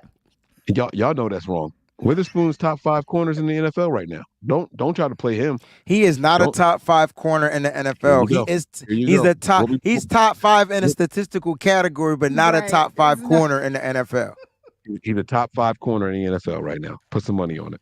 You look up whatever stats you want, whatever metric you want. Dante, look at me. All right, Terradome, man. Kyle, the kind of guy at 4th of July barbecue with 500 people, and he doesn't want to open up a second mustard bottle because his some left in the first one. Now it makes sense to what Kylie was saying, or somebody said Kyle will put some water. Don't you put no water in the water in the to shake ketchup up bottle the, like they don't used to you do put back no in the water in day. that bottle, man. First of all, I hated that when you don't shake the bottle up and it got the water Right, separated it's from got the. that stuff. Yeah. I don't even want to eat it after that. I don't even eat mustard. Y'all put me on something new. People put water in the mustard bottle? And Bro, shake when it ain't enough left, so instead of opening up that second bottle, they'll Stop go ahead. playing with me. Listen, it Are you- depends are you- on who this is cookout a you thing? go to. If you go to a certain people cookouts, they got 35 mustard bottles and love this. ketchups available. This But- chat is fantastic. Told you, man, never fails. Mike, you asked me Terradome. earlier. It never Terradome fails. said Mike the kind of dude at a personnel meeting who would say, I got an idea. Can we get Witherspoon back? See, now y'all laughing. He a top 5 corner. Yeah. He's Now, not. I wouldn't I'm just- bring it because listen, he's not coming back here because I know the truth of what happened, and there's just bad blood between him and some of the coaches. So he's not coming back. But we could use him. I promise y'all we could use him. Daddy-O said Dante Dookie Johnson is like the child you kick out when they turn 18, but somehow always finds their way back home when times are bad. So here's what's happening, right, PG? I realize why we can't get the players on this show. It's the fucking chat. Like it just hit me. No. Like it hit me. But you know what? Man, F them players, yo. I want the chat to do exactly Facts. what they The chat do. is The amazing. We community have is the reason best why we're chat. here. Round of applause to them. Round of applause to you guys. We have the best chat, for real. Not kidding. Nitty gritty. We have the nitty grittiest chat out there. I'm just Ooh, saying. Lord. Josh Didn't he, Norman just isn't played he last in- night. Yeah, he's in Buffalo, right? Did he get any penalties in that game? He might have. I don't know, man. I don't think so. I don't remember seeing Buffalo secondary get any penalties. I saw he him was playing- injured. I saw him He was in injured. Special teams, and then somebody got Yeah. hurt, and they mentioned him. I I know don't he know if got he was the hurt, one that got hurt. yeah. If he came in. Nah, for Micah injury. Hyde got hurt. I seen a bunch of injuries. I tell you what, man, they secondary. We talk about injuries. They secondary can't stay healthy for nothing. It's like this so It's cheese. bro. Dang. All Anyway, jokes aside, though. All jokes aside. So the reason you bring Dante Johnson in is to compare him to, well, first he's got the knowledge of the system, and then you bring him in to compare the other guys. There were 3 other DBs that they brought in. So you does he have the knowledge of the system? I mean, Yeah. Steve Wilkes. I mean, come on. It's the same. It's the same. Yeah, well, scheme. the other players can't get it, so that's why I'm saying Mm-hmm. you could bring in I'm just another saying that- non-executing player onto this team. What I'm saying is that don't see y'all gonna make me start praising him, and that's not what I'm trying to do. That's not what I'm trying to do. What I'm saying is he's a guy that DJ, go over there and line up in the nickel. Let's see what you do. And then they work out somebody else and say, I see what you're saying. I see what you're saying. All right. But it's like, all right, now we're going to line up this other guy that we brought in for a workout in the nickel position. Okay, DJ did that better. All right, let's line him up on the outside now. DJ, let's see what you do. Okay, we'll put somebody else out there. Okay, that guy did that better. Maybe that's the guy that we bring on the outside then. Like you, so So you he use him practiced as a me. barometer. You use him as a barometer of the other people available in the streets. You use him as a gauge. It's not necessarily about bringing him back because he's a familiar name and he has familiarity with the system and all that. It's about, this is the gauge. This is going to be the bar. Dante Johnson off the street is the bar for other people coming to work out for the Niners. Y'all That's can hate it. It's a low bar, bro.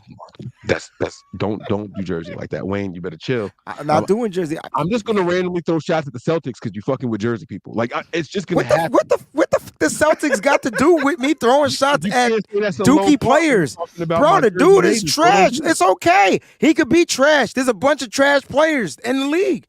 They just all play for the Niners. Just kidding. Just kidding. But that player right there, come on, Mike. He had one good game in 30 years in the NFL. One. And it happened to be a playoff game. You know who had one good game in the NFL with the San Francisco 49ers and he's trash?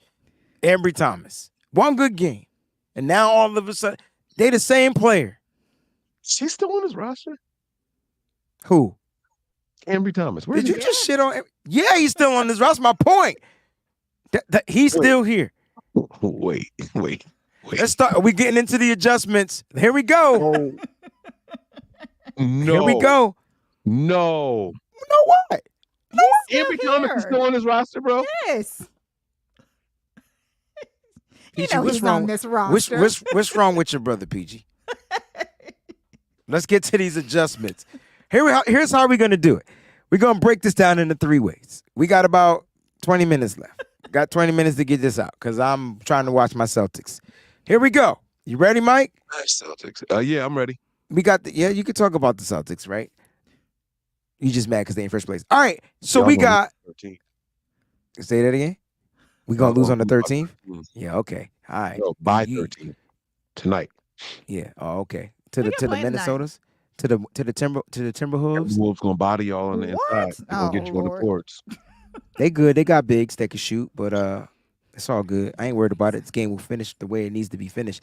Anyway, since Mike wants to rudely interrupt me, Peachy, we're gonna start with the players. Peachy, you get to handle the players and which players you feel like need to make adjustments. You don't have to go through the whole team. Just go to a couple of players that you feel need to make some adjustments on the offensive side as well as the defensive side, even on special teams. Mike's gonna handle. I'm gonna handle the coaching, and then Mike is going to handle the adjustment of the fans. Y'all want me to speak on the fan? All right, let's roll. Just Wayne asked for this. Did you just threw me under the bus? I'm just telling you, you assigned me, and I'm accepting with open arms. But you asked for this. I don't want to hear no. You corny, bro. You corny. I love Look, you too. at the end of the day, the words are coming out of your mouth. I ain't tell you what to say. Peachy, you ready? Offensively, how are the Niners going to adjust? I feel like that the 49ers are going to adjust. Like you mentioned, getting Debo back is going to help a whole lot. It's key piece. Yep, it seems to be what they're comfortable with, having Debo out there. So with that, they should be able to stretch the field a lot more than they are. For some reason, our offense has gotten a little stagnant. And apparently that's because Debo is not out there in the midst of that. With Debo, he can disguise so many different things that he can do. He can run the ball. He can catch out of the backfield if he needs to, or it can be just a regular old-fashioned wide receiver. He can do all that. He can also bury through, like, bulldoze his way through people, which is what he is known to do and inclined to do, like, all the time. It definitely is with Debo out there. It's also with Debo just being out there, it also like becomes a threat. So it's someone that you have to pay attention to, whether he's the one that's actually going to be in play or not.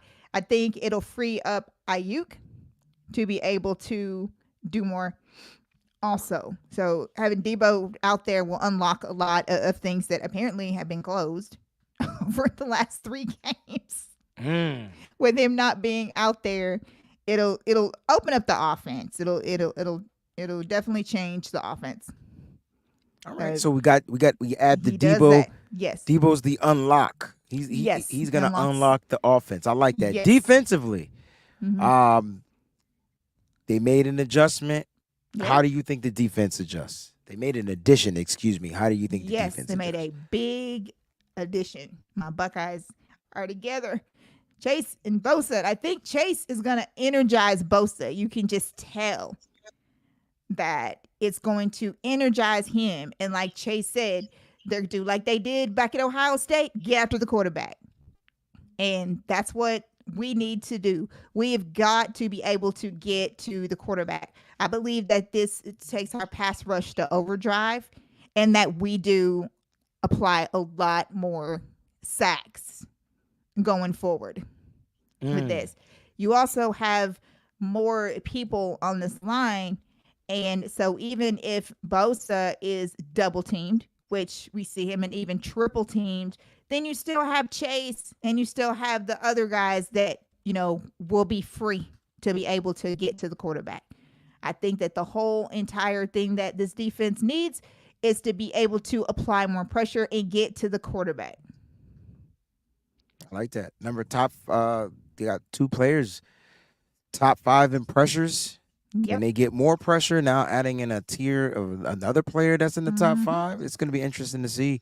But I think that the main thing you said is find a way to get to the quarterback, because I know getting to the quarterback, it just changes things, man. I'd rather a quarterback be throwing 2nd and 17, 3rd and 19, like just things like that. If they get the first down on that, then it's time to go hack Steve Wilkes behind out. But my point is, if they're getting the sacks, it does help the defense just play better, like play a different sound. Like, you know what I mean? Mike has a question. With the addition of Chase Young to this defensive line, if the defense doesn't look good for a blank amount of weeks, the 49ers fire Steve Wilkes. I want y'all to fill in the blank. With the addition of Chase Young to this defensive line, if the defense doesn't look better after blank amount of weeks, Steve Wilkes gets fired.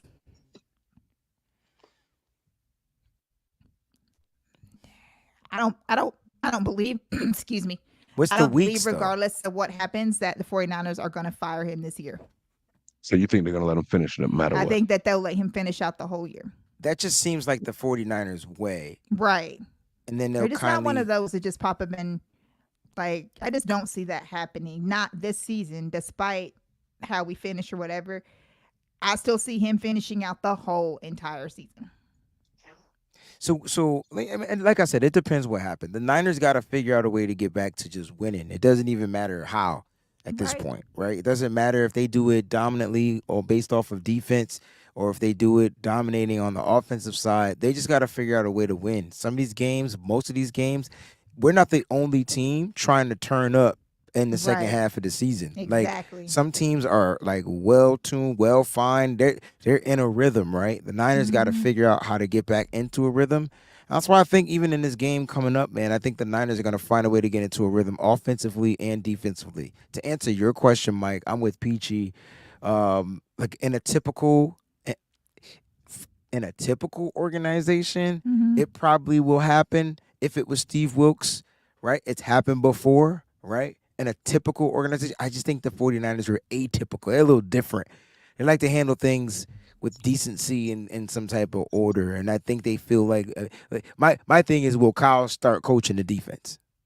Like, it'd be something silly like that, like, because that's what's gonna happen if the defense can't figure things out. I can see Kyle getting mad and chewing them out, and maybe he needs it. Grown men yell at each other all the time, so maybe it's something.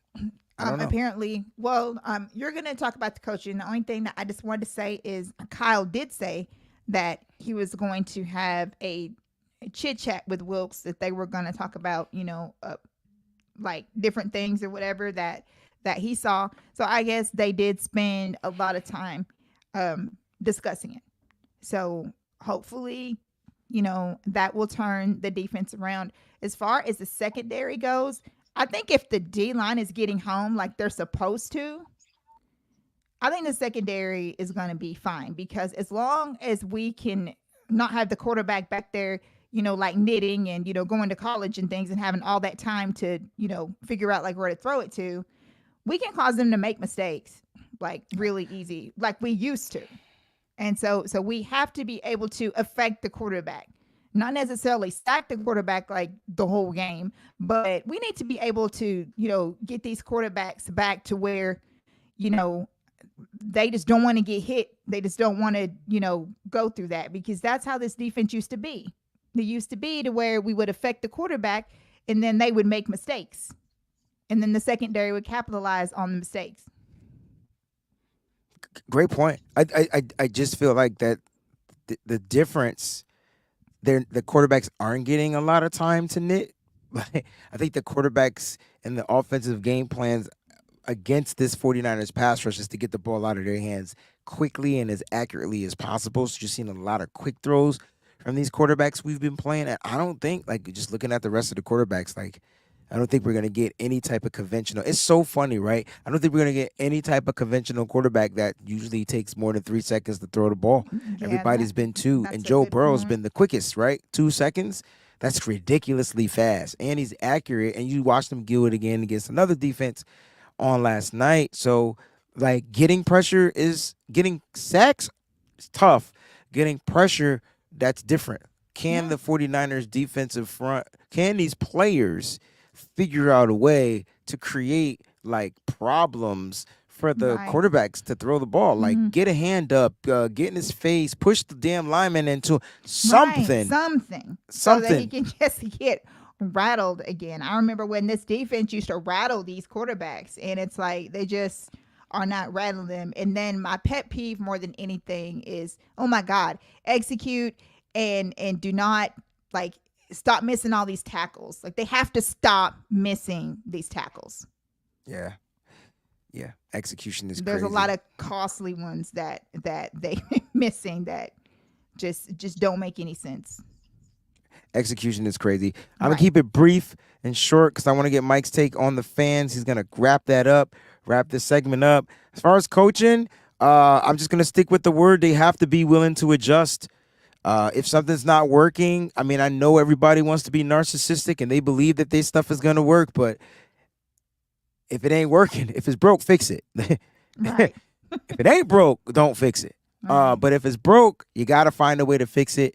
And so, like, they've tried some things, I think, over the past 3 weeks.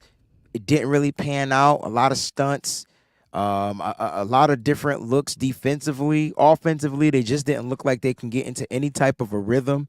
And I'm hoping that they can find a way to figure that out.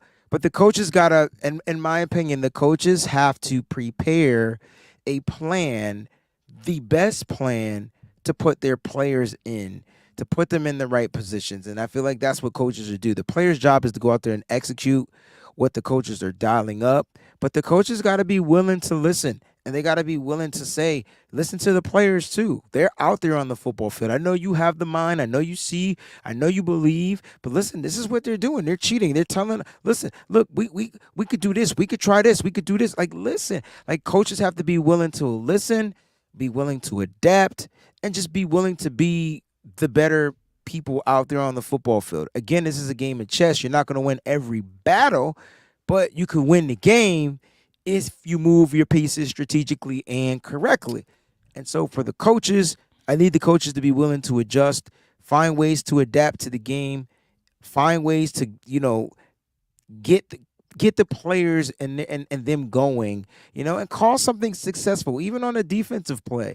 You don't have to, like Mike said earlier in the show, you don't have to blitz. You don't have to blitz. If we don't get hit home with 4 people, no problem. Drop 7 back in coverage and have them figure it out. Possibly on the defensive side, stop playing so soft. If you get beat deep, you get beat deep, right? That, to me, I like, other than it being a brain fart from the safety not covering, that to me would be if they're in man-to-man on that particular defensive back. If they're in zone, all right, who messed up? Like, usually that's what happens. But stop giving up so much underneath stuff because it keeps the chains moving. And so the Niners got to adjust defensively, and offensively, they got to figure out a way to get back into rhythm. And Kyle has to make sure that he continues to trust his quarterback and trust what his quarterback sees and stop not running the ball. And I said that weird, but they got to find a way to run the ball. It doesn't matter if it's Christian McCaffrey, Jordan Mason, Elijah Mitchell, Ray Pumpernickel. They got to find a way to run the ball, right? And if we go back to that Cincinnati game, if it wasn't for the player like Brock executing and stuff breaking down, those rush yards, you take away 57 of them. And so they got to get back to running the ball, establishing the run. That's most important. So, yeah, the coaches got to find a way to adapt, adjust, and get their players to execute. Mike. Any pushback from anybody before we move on to the fans? Yeah, oh yeah, I got pushback for you, bro. Okay. And I love it. So that's why I'm challenging you. You could challenge So me I anytime asked you a want. question before you spoke about how long until they pull the plug on Wilkes, but then you came in and said that they need to make adjustments on the defensive side of the ball. Mm-hmm. If I said on both sides of the ball, and we're not going to fire no. Kyle Shanahan, right? Well, no. Okay, so there's my answer. There's your answer. But Steve Wilkes ain't Kyle Shanahan. He don't have the cachet here. He doesn't have the cachet, but at the end of the day, I just don't think that's how they handle their business. But that doesn't mean they can't find ways to adjust. Oh, okay. Oh, okay. So we're just gonna let him keep just trying to figure it out. So, all right. So here's my issue, and I'll be completely transparent with you, right? 10, 19, 22, 31. Those are the scores of the 49ers opponents the last 4 games. We are trending in the opposite direction of what we want this defense to be trending in. Yeah, but there's context, Mike, so you can't just stop at the point. So you always want to push back, and I'm cool with it. But let's talk about the context. Let's talk about the fucking offense turning the ball over so that they can score right away. Let's talk about that, because that's context. Let's like if you want to have this conversation, which I don't, but if you want to have this conversation, we can have the conversation. If you don't want to, then I'll digress. I'll reel it back. It's not about digressing, Mike, but you know that there's context in there, right? So like you sat there and talked about the numbers trending like downward as far as the Niners giving up more points, yet they still remain top 3 in defensive scoring, right? They still remain up there. So yeah, the scores are bad, but from an average perspective, whatever. Are they trending downwards? Yes, to your definition, but let's talk about why. Okay, but we're top 3 until we're not. Right, so if we allow for another sure, game, but let's just talk about why though. Let's talk about the why. But it's two-sided, and I'm not just highlighting Wilkes. I told y'all from the beginning, I think Wilkes was hired to be a fall guy. I think that the Niners eventually expect this defense to take a step back. We can't stay top 2, top 3, like we did with Saleh and D'Amico. Which struggled. It's just eventually which eventually they fall off a little bit. Which they struggled. Right. But I think so that's why they get a pass. And that's why if they got a pass and they got time to adjust, why won't Steve Wilkes get time to adjust? Okay. Right there. That's the question. Right? So with Robert Saleh, it was I have a plan, I have a scheme, and we heard Kyle say this multiple times during Robert Saleh's first 2 years in particular, right? He has a vision. And he has a direction that he wants to go with this defense, right? And we heard similar with D'Amico, and both of them started rough the first couple of weeks, right? But we talked about the difference between insanity and genius, and the only difference is really if you can explain what you see and get someone else to understand it, you're a genius. If you're the only person who sees it and it doesn't exist to anyone else and they can't fathom it, you're insane. So we knew that Robert Saleh had the ability to explain to Kyle Shanahan what his vision was for this defense. And Shanahan had the patience to see that come to fruition. And it worked. D'Amico came in, he added his touch to it. The linebackers took off, they went crazy. The defense, they came in, they went crazy with D'Amico also. Cool. What I'm saying to you is, this is a whole different animal, what we're seeing right now with Wilkes. We haven't seen this defense trend in the opposite direction for 4 consecutive weeks. Robert Saleh didn't do that. D'Amico didn't do that. We have not seen this. Now we're coming off a bye week. You've had 2 weeks to plan for the hottest team in the NFL, and we're going to their house. If we go in here, let's just say we win. I won't make it all negative. Let's say we win this game 38-36. Let's say they go out there and they put up mad points, mad scoring drives, but we go out there, it's 36-35. We drive down at the end of the game and we don't turn the ball over. We kick a game-winning field goal and it actually goes through, right? Does that mean that Wilkes doesn't still have a broken system? You allowed those 7 scoring drives to that team. Wilkes' system is still broken. So I guess what I'm saying is... It depends, Mike. Go ahead. I'm sorry. Well, what I was going to say was, what I was going to say was the Niners offense, in order to put up 38 points, that's 5 touchdowns and a field goal. That's 6 scoring drives out of 7 or 8 offensive possessions. That's usually what you get in an NFL game. You get between 7 and 8, well, between 6 and 8 offensive possessions, right? If we put up those 38 points and we win that game by 2 points or so, cool, good job by the offense. We saw adjustments. Debo's back. The offense is clicking again. Cool. Whatever you want to blame it on. Kyle made adjustments. I don't care. Brock Purdy played better. Cool. But if Wilkes is still allowing teams to score at the clip that they're scoring at and trending in that direction, that's still a sign, a call for concern. And I don't know how we can just say, we'll just let them keep trying to figure it out. Because we can, but that doesn't mean we're not concerned.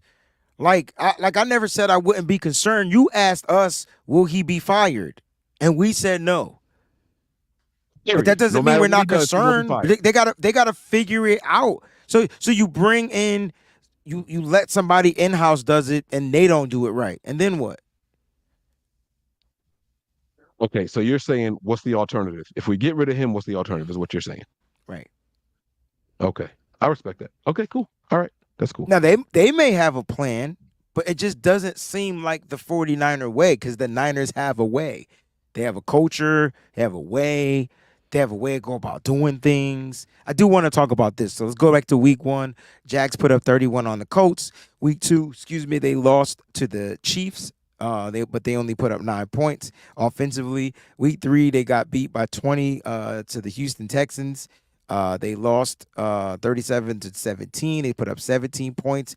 Week 4, they beat the Falcons. All right, I believe the Falcons went out to wherever they were played at and across the seas or something like that.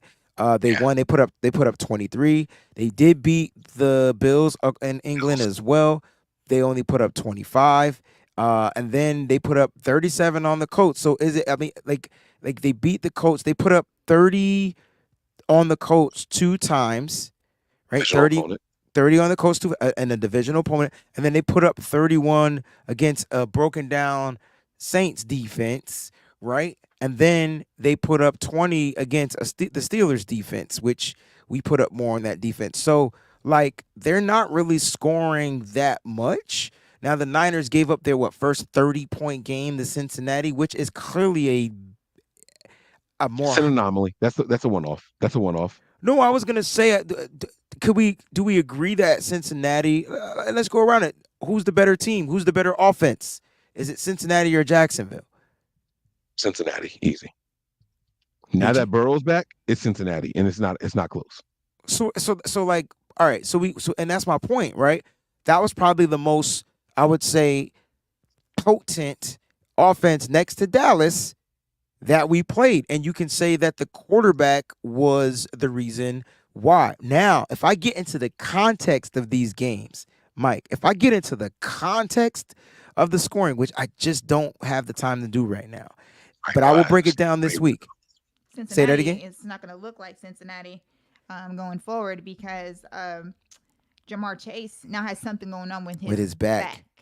But my point is, I don't care about Cincinnati. My point is, if I get into the context of Jacksonville and how they've scored, it ain't on their quarterback. It ain't Trevor Lawrence this. It ain't Trevor Lawrence that. They have, in the beginning, they struggled in the run, and then Travis Etienne found his niche. And then Trevor Lawrence became more of a complementary piece. Will he get a big throw in the game? Yes. What do the 49ers limit? Big throws, right? They limit those big throws. So they're going to force Trevor Lawrence. I hate to say it. We're going to watch a game. It's going to be a bunch of underneath. Throws to Calvin Ridley, throws to Christian Kirk, which I think Christian Kirk would be more dangerous than Calvin Ridley underneath, but you can't forget about Ridley deep down the field. Now, I'm not going off of what they average scoring or what. None of that matters when you play San Francisco 49ers. It doesn't care. The 49ers can come in with the number 1 ranked defense, number 1 rank in passing, and gave up 80 points a game. Like, they could just do it. But I have to go off the trajectory and go off of what the Jacksonville Jaguars look, and they don't always look great, but they get the wins. Now, if I did give the Jags something on the 1-up or give them 2-ups, they got a better record than the Niners, and they win grittier games. Like, to me, that's the difference between the two teams. Other than that, the Niners should be able to handle their business, take away the run game, and force Trevor Lawrence to beat you. And I think that's where they struggle. Hope you're right. I will say that for the last 2 weeks consecutively, I have said, thank God they stopped running the ball on us. I have seen some very early success against the Niners running the ball as well. But fortunately or unfortunately, teams decided, hey, we're going to let Kirk go crazy and pass the ball on us, and we're going to let Joe Burrow go crazy and pass the ball on us. Those teams abandoned the run, and rightfully so. It resulted in wins, but I think we might be in for a long day. It might not be high scoring, but I think we might be in for some frustrations with this team not being able to stop the run. I really do. But we'll Also, see. the screens. Because Yeah. it's like each team is comfortable now with the screens because they know that we can't stop a screen to save our Which life. is an extension of the run game, like that, Right. and that's what I'm saying. I think Can't. that the writing is on the wall, and there's a clear block for Right. Wilkes. Yeah, There's something that he just can't do. and then you went and added probably one of the best containing defensive linemen in the game to help you stop screens. Sincerely pray that you're right, and I'm not saying that we're Yes, wrong. well. That's on film though. Will No, it no, work? I Will it agree. work with the 49ers? I don't know. I think Right. I think this is one of the best trades the Niners have made in recent years, and that's Oh. including the Christian Christian McCaffrey trade, McCaffrey. right? Like It's huge. from They're projection literally neck and wise, neck. they're neck and neck projection wise. Now it remains to be seen, right? We got to see if he's going to trust what those guys do. Now I got to speak on behalf of the fans. I got to talk about adjustments for the fan base. Let me take my glasses off. Let me be real with y'all for a second. Uh-oh. I want y'all to Getting serious. see me right here in my eyes. Let me zoom in a little bit, just so y'all can get a little bit closer on these pearly whites of eyeballs I got. I'm kidding. I drink a lot, so my eyes aren't that white. But I want to let y'all know something. There is not a single 49ers fan, ultra positive or ultra negative, that is wrong with how you feel. The 49ers are, in fact, on a 3-game losing streak. And it's bad. It's bad. 17 points a game. Offensive line is falling apart. People are saying we can't do it without Debo. We should be concerned because we got the offensive genius in Kyle Shanahan that can't muster up 20 points to win a game. We lost by 19. They had 19 points, right? We got the offensive genius in Kyle Shanahan that can't muster up 19 points to come out and beat the Browns. They only had 19.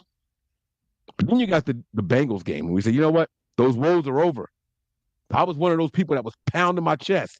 This is going to be the game we're going to get right. The defensive line, Yep. they're going to feast. They're going to do their thing. The secondary, everything going to come together on the defense Everybody's side of the ball. mad. They're just ready to go in there and just beat them down. And they put up 31 points. Now, granted, there were some turnovers by our quarterback, some untimely turnovers and everything. But there's no guarantee that those turnovers are going to stop. So if you're a 49ers fan and you're sitting here and you're saying, man, this defense is disappointing me week after week after week, and the offense seems to be figured out, maybe the league has Brock Purdy's number, I'm going to say that you're right. I'm going to say, don't let anybody make you feel guilty about how you feel. But then there's fans on the other side of this. We just got Chase Young. Debo is back. Kyle got his wild card, right? We play spades, right? All of a sudden, we're not playing just spades straight. All of a sudden, we introducing Joker, Deuce, Deuce. All of a sudden, it's a whole different game plan, baby. It's not 13 cards for all 4 books. Now, all of a sudden, we got 16 spades. We got 12 hearts. We got 12 clubs. And then we got 13 diamonds. All of a sudden, it's a whole different game. And now you got to count just a little bit different, right? Now, Kyle could possibly be back in his bag. Now, all of a sudden, we got some people talking, they pounding their chest. My Niners are back. I'm not going to tell y'all that y'all wrong either. I'm not going to tell y'all wrong for how y'all feel. But here's the message to the faithful. Here's the adjustment that y'all need to make. Be open to being wrong about however it is that you feel. You ultra positive, maybe this isn't our year. You ultra negative, they figured out Brock Purdy and this defense is trash. Be open to being wrong because there is a such thing as in-season adjustments. There's a lot of people out there right now that are saying, I've seen the Niners at this point in the league, 3-5. I've seen the Niners at this point, 4-4. And both of those times we made NFC championship appearances and we could have went to the Super Bowl if we didn't lose. Blah, blah, blah. I hear y'all. That's cool. Ride with that. Abide in that. Let that resonate inside your core. Let that be who you are. But if you're wrong, don't just be ignorant. Don't be arrogant. Don't be quick to bash other faithful who have a varying opinion of yourself. My message to the fans is this: be kinder to each other and be open and receptive to being wrong, because we have to hold ourselves accountable. If we see that Kyle's not making the adjustments, hey, Kyle, you got to do something. If we see that Wilkes isn't making the adjustments, hey, Wilkes, come on, bro. We expect better. We have a standard here. It's okay. All of that is okay. But when the dust settles and the season is over, there's only one thing that we can say. The Niners are this. Whatever that result is, whatever that final record is, that's who the Niners are. But us as fans, we got to stop trying to say, you said this. You got to hold on to that. In week one, you said that you thought we were going to win 13 or 14 games. We only won 12. So it's okay to be wrong. It's okay to say, I thought things were going to go this way, and they didn't. I saw a lot of tension in the content creator community because a guy said he thought Brandon Ayuk was going to have a lot of touchdowns this year. Like Wayne told me earlier, Mike, there's context to that. Brandon Ayuk's got 3 targets in the red zone all year. Where the touchdowns supposed to come from? Both sides were right. But what you got to be able to do is say, I was wrong because X, Y, and Z. And that's what doesn't exist in the 49ers fan base. Nobody wants to admit that they're wrong. And if we as fans can't admit that we're wrong, how the fuck you expect the coaches and players to admit that they were wrong? How can you expect adjustments to be made by other people getting paid a lot of money to do this professionally if we can't do it for free? I'm done. All right. Very good. Hold on. I got you. And I tell you what, if we just all get better, the players execute, if the coaches adapt and adjust to how the game flows, and if the fans just be supportive, dang, it's like, okay, I'm wrong about a take, no problem, but it's cool. Let's get to the next take. Like, you know what I mean? You were right. I was wrong. No problem. Love it, love it, love it. What a great show. Sorry Mose couldn't be here. He had to tend to parent-teacher conferences and things like that, stuff with the family, fairs with football, his football kids and stuff like that. But it was so good to have Peachy here to talk football, and it was great to have Mike here as well to talk football. Just to leave you with a cool tidbit. This was sent to me by Miss Debbie during the show. 49ers tight end franchise history reception leaders is George Kittle with 5,697 receiving yards in only 90 games played. 90 games played. 427 receptions, 592 targets. George Kittle is he the greatest tight end of 49ers of all time? Without a ring? Say that then. He just passed Vernon Davis, baby. He passed Vernon Davis. He passed Brent Jones, who will probably be my favorite 49er tight end of all time. All right, my favorite 49ers tight end of all time was Delaney Walker. I just felt he was more versatile than everybody else. But he was what Kyle Shanahan needs now. Yes. Yes. Definitely. Wayne, you said you want to go. Don't start. Don't. Okay. My bad. Don't start some shit you don't want to talk about, because now you talk. Now you cooking. There you go. Yep. So this whole time before I wasn't cooking. No. Delaney Walker is who they wanted Kyle Juszczyk to be. That's your offensive weapon. That's your OW. Right now. You gonna get this started for real. Mike trying to get me fired. Jay I'm already just had a really, really good comment, Wayne. Just right like a couple comments ago. Yep. Tell them where they can find it, Wayne. I tell you what. Wayne. These will be right back up on the site within the next day or two. I guarantee you. Yo! And you know what, Mike? Yes. I don't mind taking the proceeds from this shirt and donating them to a.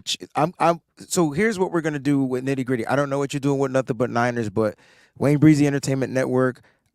I love children, and I love Christmas, and I love when kids can just open up bundles of gifts. That's how I was growing up. My mother told me we ain't had no money for nothing. The next thing you know, there was a Christmas tree full of presents for 2 boys. And I want to be able to make that happen to some families out there. So that's what we're going to do over here. I will take part of that proceeds, and I'm going to donate the earnings that I make for the month of November from YouTube for that. Now, I was going to do a Toys for Tots charity, and I thought about it. Why not just do my own charity? Find a church that I could donate the stuff to.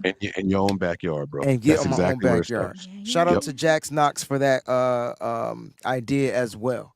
Like, she hit me up with an idea. Just give it to somebody that you... Perfect. I have my home church. There are kids, there are families in the neighborhood of the Newhallville area in Connecticut.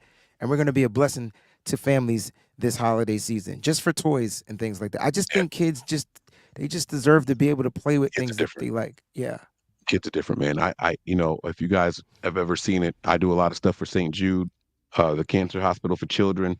That is one of my favorite charities. Cancer is something that has hit close to home in my household and around my family, immediate family, and all that stuff we take to it. And to me, there's nothing worse than seeing children suffer. I kind of question some things at that point in time, worse. right? Nothing worse. Because it's not their fault. Also, right. They didn't ask for this. They didn't do anything bad to deserve that type of stuff. And so, not that anybody deserves it. Let me be clear what I'm saying, but it just hits a little different. And every year we do something for other families around the holidays, man. The city that I grew up in, we used to be able to adopt a family. No names on the cards, but 12-year-old boy, 6-year-old girl. And you just go out and you buy whatever you want for them. And they can put together a little wish list, remote control car, video games, whatever it is. And you just go out there and you buy to your heart's content. And you take it back down to the municipality, put it on there, family A, don't put who it's from. Good charities and stuff like that comes from the heart. It comes from the heart. So absolutely, that's something that we do. I don't usually broadcast it, but we should absolutely do that, man. Wayne, I support you in that, man, bro. I don't plan on broadcasting it, but I just want to let people, that's just something that I want to do. So what if we take the proceeds from this particular shirt only, and the people that support and get this shirt, I'll donate the proceeds. Let's go. Because I know people think it's all about money, which it really never is. I mean, it's not why we're here, right? At the end of the day. So let's do something for my kids. I miss, if you ask me what I miss about teaching, it's that. It's this time. It's Thanksgiving and Christmas. Oh, come on, man. I don't think people you know. You want to know something crazy? The inner city thing. Halloween. It starts at Halloween, right? I never thought about that. My family went through the super religious phase. I'll be quick, less than a minute. My family went through the super religious phase for like 3 years straight, where they would not allow us to trick or treat. They said it was a devil's holiday. It was this new thing in the black family community church thing, and we weren't allowed to trick or treat for 3 years straight. I went to school, and all the kids had their candy for snacks and all that stuff. And I'll never forget, I had a gym teacher, PE, Mrs. Graham, black teacher. Where's your candy at, sweetheart? I thought we weren't allowed to trick or treat this year, and I wasn't crying or nothing like that. Maybe I was crying. I don't know. I was upset though. And she said, "Oh, you weren't allowed to trick or treat?" I said, "No, my family said it was the devil's holiday." She said, "Okay." She called my mom. Say, Mrs. Andrews, she wanted to know if I could send some of my kids' candy home to your household. Michael told me he had some little brothers and cousins that live in the house with him. Bro, she sent a pillowcase full of candy to my house so that way we could partake. It starts, believe it or not, Halloween time. That's when the giving starts. I never thought about that. That's when it starts. And then it goes into Thanksgiving. And then it goes into Christmas. So this is the time of year where all the stuff is dying. All the negative shit from the year is dying right now. It's fall. It's falling off the branches. It's falling off the leaves. It's falling off the trees. And then you get the new start with the new year. You got to finish strong, though. That's where we at right now as Niner fans. That's where we at. I'm sorry. This ain't my show. I'm going to shut up. Go ahead, Wayne. No, you're right, man. You're right. And that's how we're going to close out. Guys, thank y'all so much for tuning in. Nitty Gritty Niners. All right, we got shows all week right here on the stream. I will be headed to Jacksonville on Friday, so I'll be down there with the Rush crew, and we are going to turn up, turn out. We got Frank Gore coming to sign some autographs for the faithful. It's going to be a great time down in Florida. I haven't been to Florida in decades, bro. Oh, my gosh. Like decades. But we're going to have a good time. And you know what's most importantly, Peachy and Mike, we're going to come back with a win. Because the last time I attended a game, the 49ers beat the living dog snot out of a team. I'll leave it at that. Mike, you have something you wanted to say? Peachy, you want to have something you want to say? We need to make sure that we get these last super chats we got here. Oh, we got some super chats. Okay, let's get to these last super chats. Let's do it. Yep, just a flick. We got one from Teardown. Thank you. Left up to Mike. We would have as many corners as a circle. It was a circle. That was dope, though. Yeah. That was dope. That was. Oh man. I gotta admit. Oh, I like man, that. that's Unless Teardome, you just get the number one cornerback in the league, according to Mike. Keller Witherspoon's available. It's too late for trades. What y'all talking All about? right. I'm kidding, Super I'm chat, kidding, I'm kidding. Jax. Thanks for that. Look, I had faith in 17-0. My team. Can we move on from it? I lost 2,000. Okay. Somebody sounds like they're on repeat. I guess this is to Callie. It's definitely to Kylie. I mean, she could have just been. This is the soap opera that never ends with these. She bet $2,000 on the Niners going 17-0. She did. She did. I guess that's No, what she she said. did not. No, that's what she said. What was the payout on that bet? I don't know. That's It have probably no would have been idea. $2 million You had to ask her. because. But she said she had faith, and some people can't even muster up any faith. So Right. that's faith. Charles Unfortunately, Thomas, it didn't thanks for happen. the super chat. I know we keep saying they figured out the quarterback, but what if the real issue is that they figured out Kyle? Ooh. Drama. Ooh. Nobody want to talk about that. Well, we can't say they figured out Kyle because Kyle's got a couple of offset systems that are running successfully right now. So, or does he? Does he? Wait, hold on now. The Rams. Well, you can say that he does, and then they adapted, right?